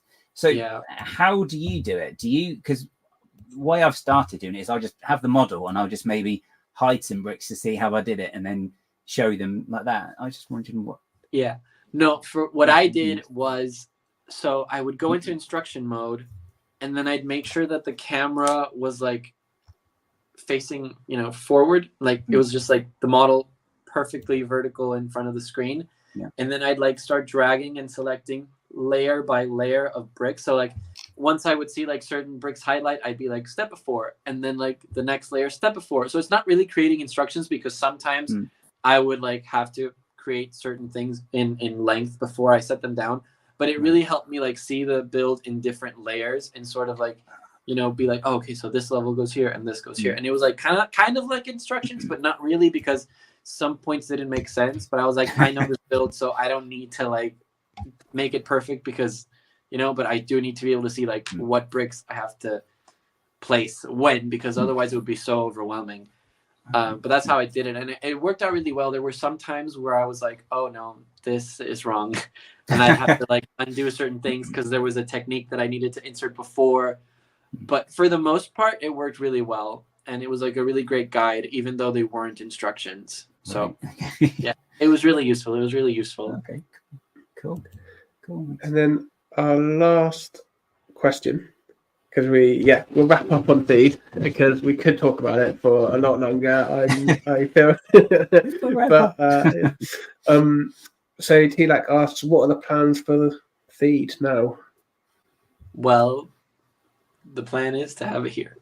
That's kind of the plan. Honestly, this is kind of my fault, because when I was building it, like halfway through, I realized I could have totally done this like modularized and be able to like break it up into sections to make it easier to move around. And then I was like, oh, if I had done that, maybe I could have taken it somewhere. I mean, I'm on an island, so it's really hard to take this anywhere without taking a boat or a plane. So it's kind of hard. But yeah, like I thought about maybe expanding it, but then I was like, come on, let's be real. There's no space. But yeah, you can go up. You can go up. I'll hang some ships over it. Yeah. But no, the plan for now is just to have it here until I can, you know, budget out something to make it kind of like Mill's plate or something, where I can take it apart and move it easier. Like I dread the day that I have to move out of this house and have to move it, because it's gonna be moving house with Lego is not fun. I can definitely not. I can vouch for that. I think when I first started streaming with Matt, he's Family Bricks, he's in the comments. I was taking sets apart. Everyone else is building sets, and I'm there taking them apart to move house. But that, so what you're saying about being on an island and what you're going to do with this, it like nicely feeds into our poll actually about like how people display how they share their MOCs. So we've asked, do you share your MOCs, and if so, how? Do you share them online? Do you share them at shows? Both, or do you kind of just keep them to yourself? And so displaying at a show that wasn't really on the cards, I suppose. What with your situation? Or is that something that you'd like to do at some point? Not necessarily with these, but yeah. It is definitely something I would like to do. I mean, I would love for people to see it. Like, it's just, I don't know. It's so much different, like watching it on screen than like seeing it in real life. I feel like you can appreciate it a lot more. It's just really hard to find somewhere to move, because in Spain, I don't know of many conventions in Spain, to be honest. I only think of like very specific things in the UK, and I'm like, just taking it to the UK would be like a challenge. It would be an ordeal. It's like, by the time you're taking it to mainland Spain, though, there's not that much difference in taking it anywhere else in the world. Maybe? Yeah. That's true. I'd have to get a van. Okay. Yeah, if you're driving, then there's a difference. But there's a big show in Portugal, apparently. I don't know. This is what Matt's saying. Yeah. Oh, really? I had no idea. Well, I haven't really looked into it that much. I've looked into it in Spain a little bit, and I haven't been able to find anything that I'm like, oh, like a really big brick convention. Like, I haven't seen any. But if there's one in Portugal, I mean, everything is doable. It's just a lot of work, and it would require a lot of planning and just like taking it apart, make sure that everything gets there. And then I know this is like different, but like I'm really nervous about it, showcasing it and have people like touch it and like, because I know most people behave at Lego conventions, but I know other people don't. Yeah, really anxious. So sometimes I feel like I've shared it online. That's enough for now. Nice. So I suppose there's quite some expensive figures as well in there as well, with the Amidala as well. So. Yeah. Would you ever, if you did display a Star Wars MOC, would you consider getting like fake Star Wars minifigs just for the sake of just for the sake of not losing the ones that I have, and like making sure that they're safe? Maybe yes. Maybe some of the less rare figures I wouldn't mind, but like for example the Amidala figure, I don't think I'd be able to, unless I'm like watching it like a hawk. And have like a laser system with alarms rigged up. Yeah, definitely. Right, so I think we can have a look at your latest bit of work. Yes. Then if you want to do a little introduction before I show a picture, or sure. So this is like I haven't mocked in a while, like since I finished Theed, I think, and I was really lacking on inspiration. And then when they announced the new line of Chinese New Year sets for this year, that family reunion set, I was like, wow, that has a lot of potential. And I felt like it went really well with the noodle shop mock that I had already done. And I was like, I wonder if I could just, sort of like combine these and create kind of like a little, district for my modular city, where I can like just combine this entire like ambiance and like create sort of like a Chinatown vibe, like with all the lanterns and everything. And so this time around, I started doing it in studio, but I was like, it was different because I was trying to rework with pieces from the set. So I was like, you know what? I'm just gonna do it physically and hope for the best. And then I had an assembly square that I was taking apart because I don't know if I mentioned this, but when I moved to Spain, I left all of my modulars packed up back home. And they weren't properly stored. I mean, they were properly stored by me, but then later on moved by my parents into a unproperly stored situation, and a lot of them yellowed. Oh, and so quite badly, right? Yeah. It was really bad. I had an assembly square that was yellowed partially, not a lot, like, but some bricks were yellowed, and they were yellow enough that you could tell. And so like I bought a new one because it was still available, and then I had the old one just sitting there with a lot of pieces that were still like pretty viable and pretty usable. So I also like, you know, scrapped that one for pieces for the new one, the new build that I've done. So it's kind of like, it's not really an alternate build, but it's definitely based off of the set. I'm very, very happy with how it turned out. Nice. And with that, then let's have a look if this works. See, I might have to do. There we go. I think there's certain steps I have to take to get the flickering to stop on the computer. But anyway, there we go. So wow, it's just stunning. Yeah, I just feel like I've only got one default setting with today. It's like, oh, that looks so good, but because so there's just, I don't know. It's just I wouldn't know where to begin because it's just no. I mean, The windows, those windows, they're awesome. Because are they in the set at all? The original set? Have you kind of had modified? Is it right? Okay. They were in the original set. However, in the original set, they were just like circular windows for the ground floor. Nice. Like longer, and this was kind of a challenge because you can tell that it's just like window plate, and I really wanted to keep that transition as the building went up, but I also wanted it to be able to be modular so that I could remove levels, and finding a way to get that to work was a little bit tough, but it worked, and it's modular. Like from the first two panels of the window are from the second floor, and then the top three remove with the third floor, and it worked out. So that's the line there, isn't it? You can see it more prominently there. Yeah.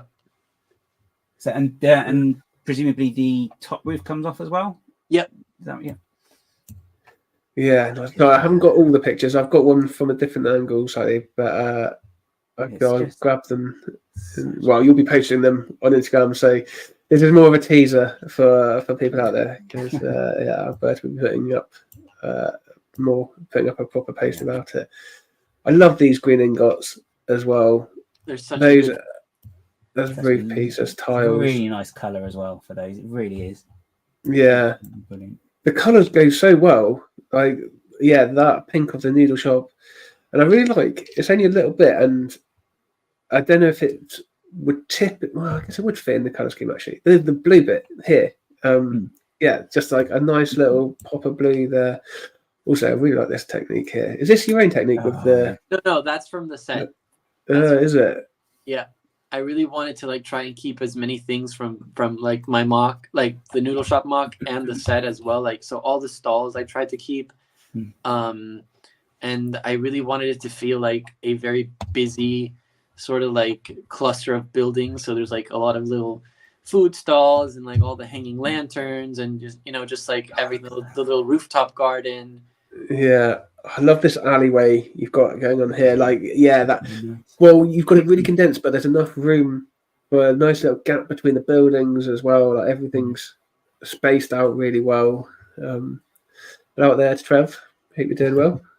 So where would you put this in your city then? Would you, I mean, and can it connect to modulars as well? The same. Yes, it can connect to modulars. It has the Technic hole points for it. I just don't know where I'm gonna put it yet. I sort of like started MOCing with it because I really liked the idea of the build itself, and I haven't really pictured where I'm gonna place it, but I'm sure I'll figure it out. And I have seen it next to other buildings, and it looks really, really nice. Actually, yes, next to the Palace Cinema, I did place it there, and it was like really like.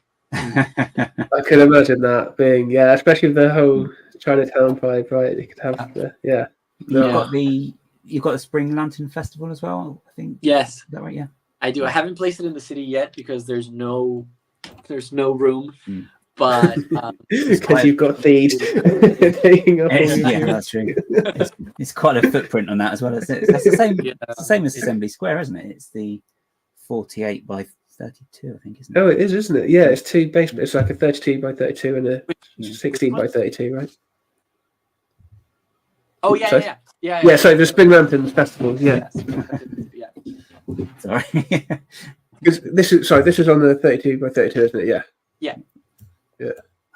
This is another one of those ones. I mean, even the picture as well. I mean, the street level. I love all those people crowding together taking that selfie. I think that is. Yeah. Love that sort of, the little stories with the pictures and the minifigs like that. I just love it. Yeah. And these are new Peach pieces, right? Yeah, they're new Peach pieces. I'm assuming that they might recycle them for Animal Crossing as well, since they're coming out with that later on. Right. Okay. Yeah, but it's new, and it's really nice. Oh, that is a cool headpiece as well. Yeah, dragon headpiece. Yeah, that's. You could do a miniature build of that dragon MOC. Yeah.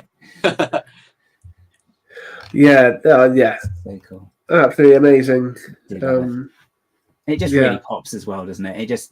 I think if you were just walking past like a Lego City and you saw that, you would stop and you'd be like, oh, look at that, because there's just so many little details with it.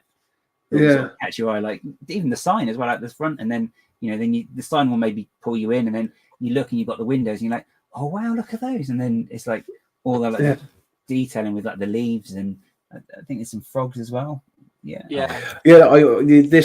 pictures almost got me very tempted to buy some gold frogs in my latest order, and I was like, no. What am I going to use them for? I don't need them right now. Yeah, they'll be there next time. Oh, you got someone up here as well taking pictures. I just really wanted to pack it with as much like people and detail as possible. Like this one, I did over detail a little bit, but because I wanted it to feel busy, kind of like just like a lot of foot traffic. I think you've still got the balance though, haven't you? Because it's not. I mean, it may be busy, but it's not over busy. Does that make sense? It's kind of sort of measured, I suppose. Measured busy. And I always kind of think of my experience of a Chinatown. I think is just based on London, but that's quite busy. So like when I think of Chinatown, I think of London. I think of like the film, movies, and stuff, and it's always busy and hustling and bustling, and like. With noodle shops, it's like fast food, like fast turnover, like queues and all of that. So I think you get that really well. And like Gail says, it's not overly busy. Like and again, just the general way you've got the detail and the cleanness, like that balance is fantastic. I'm actually really happy with how it turned out. It went through a few iterations over the past few days where. I think it was like on Sunday where I was like, okay, I'm done. This is the final version. And I was like, wait, no, we're going back. We're going back. Yeah. You're like, what do you think about extending the green building out a bit? Yeah, I can see that. And originally the little blue building was medium nougat because it was like more with the color. Like, you know what? No, I wanted to like pop. It's so small. It needs like something to like draw the eye to there. Yeah, and that angle as well. It's got nice like the sections to it, like the angles where it's all like cleanly cut. And, They go together really well, don't they? As well. Yeah, absolutely fantastic. Right, well, we'll leave it there so people don't get too much of a look at it, and we'll go to your post. And are you going to do like a video about it or anything like that? Yeah, I want to try and get it up by Saturday. So I'm gonna do my best, but no promises. But hopefully, yes. I'm gonna do like an in-depth look at all the levels because it's fully furnished. Excellent. It's like I was going to ask, is the interior done as well? Yeah, the interior is totally done. I still need to work a little bit on the third floor. Just a few things, but it's mostly done, and it's got like a bunch of little details that I recycled from the set, and I'm just really happy with how it turned out overall. So going back to a question that we sort of asked ourselves in the first stream, is a MOC of yours ever done, or is there sometimes little bits you think I want to change it or want to add a little bit more, or I'm only devil's advocate here, but I mean sometimes yes. For example, Theed I consider done. Theed is done. Theed is not. I don't want to change anything. I don't want to mess around with it. I think all my MOCs come to a point where I'm like, it's over. It's done and it's complete, and I'm completely satisfied. But then like you never know, because this happened with the noodle shop. I finished the noodle shop and I was like, it's great. It's done. I love it. goodbye, and it was like in the city forever. And then this came out, and I was like, ooh, wait, let's revisit this. And so yeah, the old noodle shop is no more, and now So we it's so it's maybe the end in brackets for now. yeah, exactly. Exactly. But I think there's like it's been repurposed, right? It's not been tweaked or like, oh, I could just add this little bit. You've fully changed it, right? Yeah. It's kind of like a transformation. It's like no longer the same thing. So I don't really count it as like the noodle shop was finished, and this is a whole other thing based off of it. Cool. No, it's really good. I think that's the way of doing it, isn't it? As well, if you've got one, you can change it up like that while keeping it the same. Yeah. That's really cool. Nice. I think so. We're just nearly at 10:10. So I think probably a good place to wrap up. I know there was a question from Gordon, which if we could maybe answer very quickly, because it is also, I know, Gaz, this is something that you're interested in as well. But Gordon asked, how has the 3D printed Boss Nass held up that you did yourself? Yeah, he's doing really good. He's back there. He hasn't chipped. He hasn't, it hasn't become damaged. The print is still attached. It's held up really, really well. I think mainly because I actually went to a Warhammer store and asked them how they did their miniatures. Because I was like, I have no experience painting miniatures. Can you please explain the process? Because I know they play with them and they handle them a lot. And he was like, okay, so you got to like add like a primer and then paint it. And then don't forget to seal it, because if you don't seal it, then it's going to chip. But make sure that you add the decals before you seal it, because if you add them later, then they're going to chip as well. And so like I got a bunch of tips from another hobby, completely different. That's amazing. Yeah. But it worked, and it's true. And I've had people like handle the figure and like touch it and like put their fingers on it, and like nothing has happened. It's held up really, really well. I'm actually really happy with how it's withstanding time. Did you do that thing when you went in there and actually take some Lego pieces and say, can you also color match these? Because that's what I did. Is like, I took an olive green brick and I was like, this is the most important color to match. Do you have anything like this? I got some funny looks, but they had the exact color I wanted. So I was like, great, thanks. They're really helpful, actually, to be fair.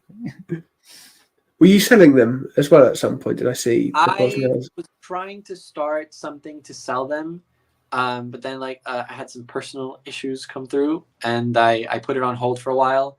And then when I wanted to pick it back up, I started like researching shipping to the US, because a lot of people from the US wanted one. Right. And it's just been a hassle and a pain to find someone that will ship to the US for a decent price. For some reason, being in on an island is like, I don't know, tax everyone for shipping. Yeah, and I used to have to ship to the UK. We say like, oh, everywhere except like whatever, I can't remember what island it was now. Like there's a particular island that we went, the Scilly Isles, I think it was, in Scotland, and it's like, sorry, don't ship to you. It's just like 4 times as much as shipping anywhere else. Really? The only like kind of affordable one, but like on really big quotes, was like just the standard Spanish mail service. But the lady at the counter was like, yeah, we can send this, but it'll take like maybe a month to get there. And it won't be, and you won't be able to track it. And I was like, then no, because that's too long. If like I'm selling these to people, then no. And so like I'm still trying to figure out shipping methods, and then I'll reactivate I could do like a limited lot for Europe, but other than that, I'd be too scared, because I don't want to have people buy it and then like have it get lost or have it get dead. Because it's like a really sensitive thing, selling things to people, and I want to make sure that it's like good quality and that it gets right, even though it's handmade. Like I still want it to get there safe, and just so I don't want to risk saying like, yeah, sure, just we'll pay the insane shipping price and it'll be fine. Like no, I want to do it properly. So it's taking longer than I expected, but But logistical stuff. But you're also selling prints of Paste of Deed, right? You collaborated. Yes. With someone? Friend Douglas, and we did like, So it took longer than expected because originally it was going to be done for the finale, and I was going to be like, "We finished! Congratulations! Here's a commemorative, little art print that you can purchase, and to help out the channel and stuff." And we finished those not too long ago, and I'm really, really happy with how they turned out. It's like sort of like the entire MOC with some of the figures on the front, and it's really, really nice. I actually have it as my wallpaper on my computer. Nice. Yeah. Yeah. Cool. Okay. So I think, shall we wrap it up there? We can. If you've got anything, you want to? Oh, sorry. Go for it, Gaz. Oh yeah, I was going to say as well, because I think we touched on it briefly, but what's your favourite part to use in your MOCs as well? Ooh. Or you like to use more than anything else? I am really big on plants. I like all of my builds to have some form of greenery. So my favorite part to use is always this little leaf piece. Yeah. I love it, and it comes in so many colors, and I find that it has so many different uses. Not just for like foliage, but like for decorations and like making certain builds more ornate, or just for different details. It's just a really, really useful piece, and I love it so much. It's easily one of my favorite bits. There's definitely something that is dangerous for me MOCing is and having a parts collection is now I've got collections of parts, and I don't know if I'm going to use them or not, but I've got one right here. I've got a collection of leaves. So I've got, 10 different colours of leaves, and then masonry bricks. But yeah, these leaf pieces are amazing. I do love them. I use them for all sorts of stuff. Yeah, they're really, really great. Yeah. Nice. I remembered the poll as well this time. I almost forgot. So we had 24 votes. The question was, do you share your MOCs? And 41% said they share them both online and at shows. 37% online. 16% is just for my eyes only. And 4% is only at shows. Oh, okay. So mostly online, but also, sharing at shows as well is popular. It's good. It'd be awesome to see you at a show, Alberto, especially to meet up and Someone was saying about doing a road trip to Portugal for a Lego show, so maybe that could be on the cards. Yeah. No, it's like you never know. More unexpected things have happened. So Greg's doing a little tease. I've got some pictures coming out tomorrow on Instagram, so if you like plants, you might like the pictures that he posts. Ooh, I'll definitely keep an eye out. Yeah, absolutely. Right then. Did you have anything you wanted to plug at all, Alberto, before and Gaz before? I just wanted to say thank you for having me. It's been a lot of fun, and I've really, really enjoyed it. I never get, I don't get the chance to talk about Lego this much often, so it's been a lot of fun, and I've really, really enjoyed it. Cool. No, thank you for coming on. Yeah, and like you say, it's amazing to chat about Lego. You don't, you don't. It's a bit of a weird one in real life. You don't get to talk to most people about Lego and geek out. So that's a big reason why we're doing this. Especially not in depth as much as some of the conversations. Maybe it's like really cool. And so thanks everyone for tuning in as well. So really appreciate it. So the so obviously the next one is, I can't remember what's the date. 2 weeks time. Let me get a calendar. Should have planned this. This is the 7th of February.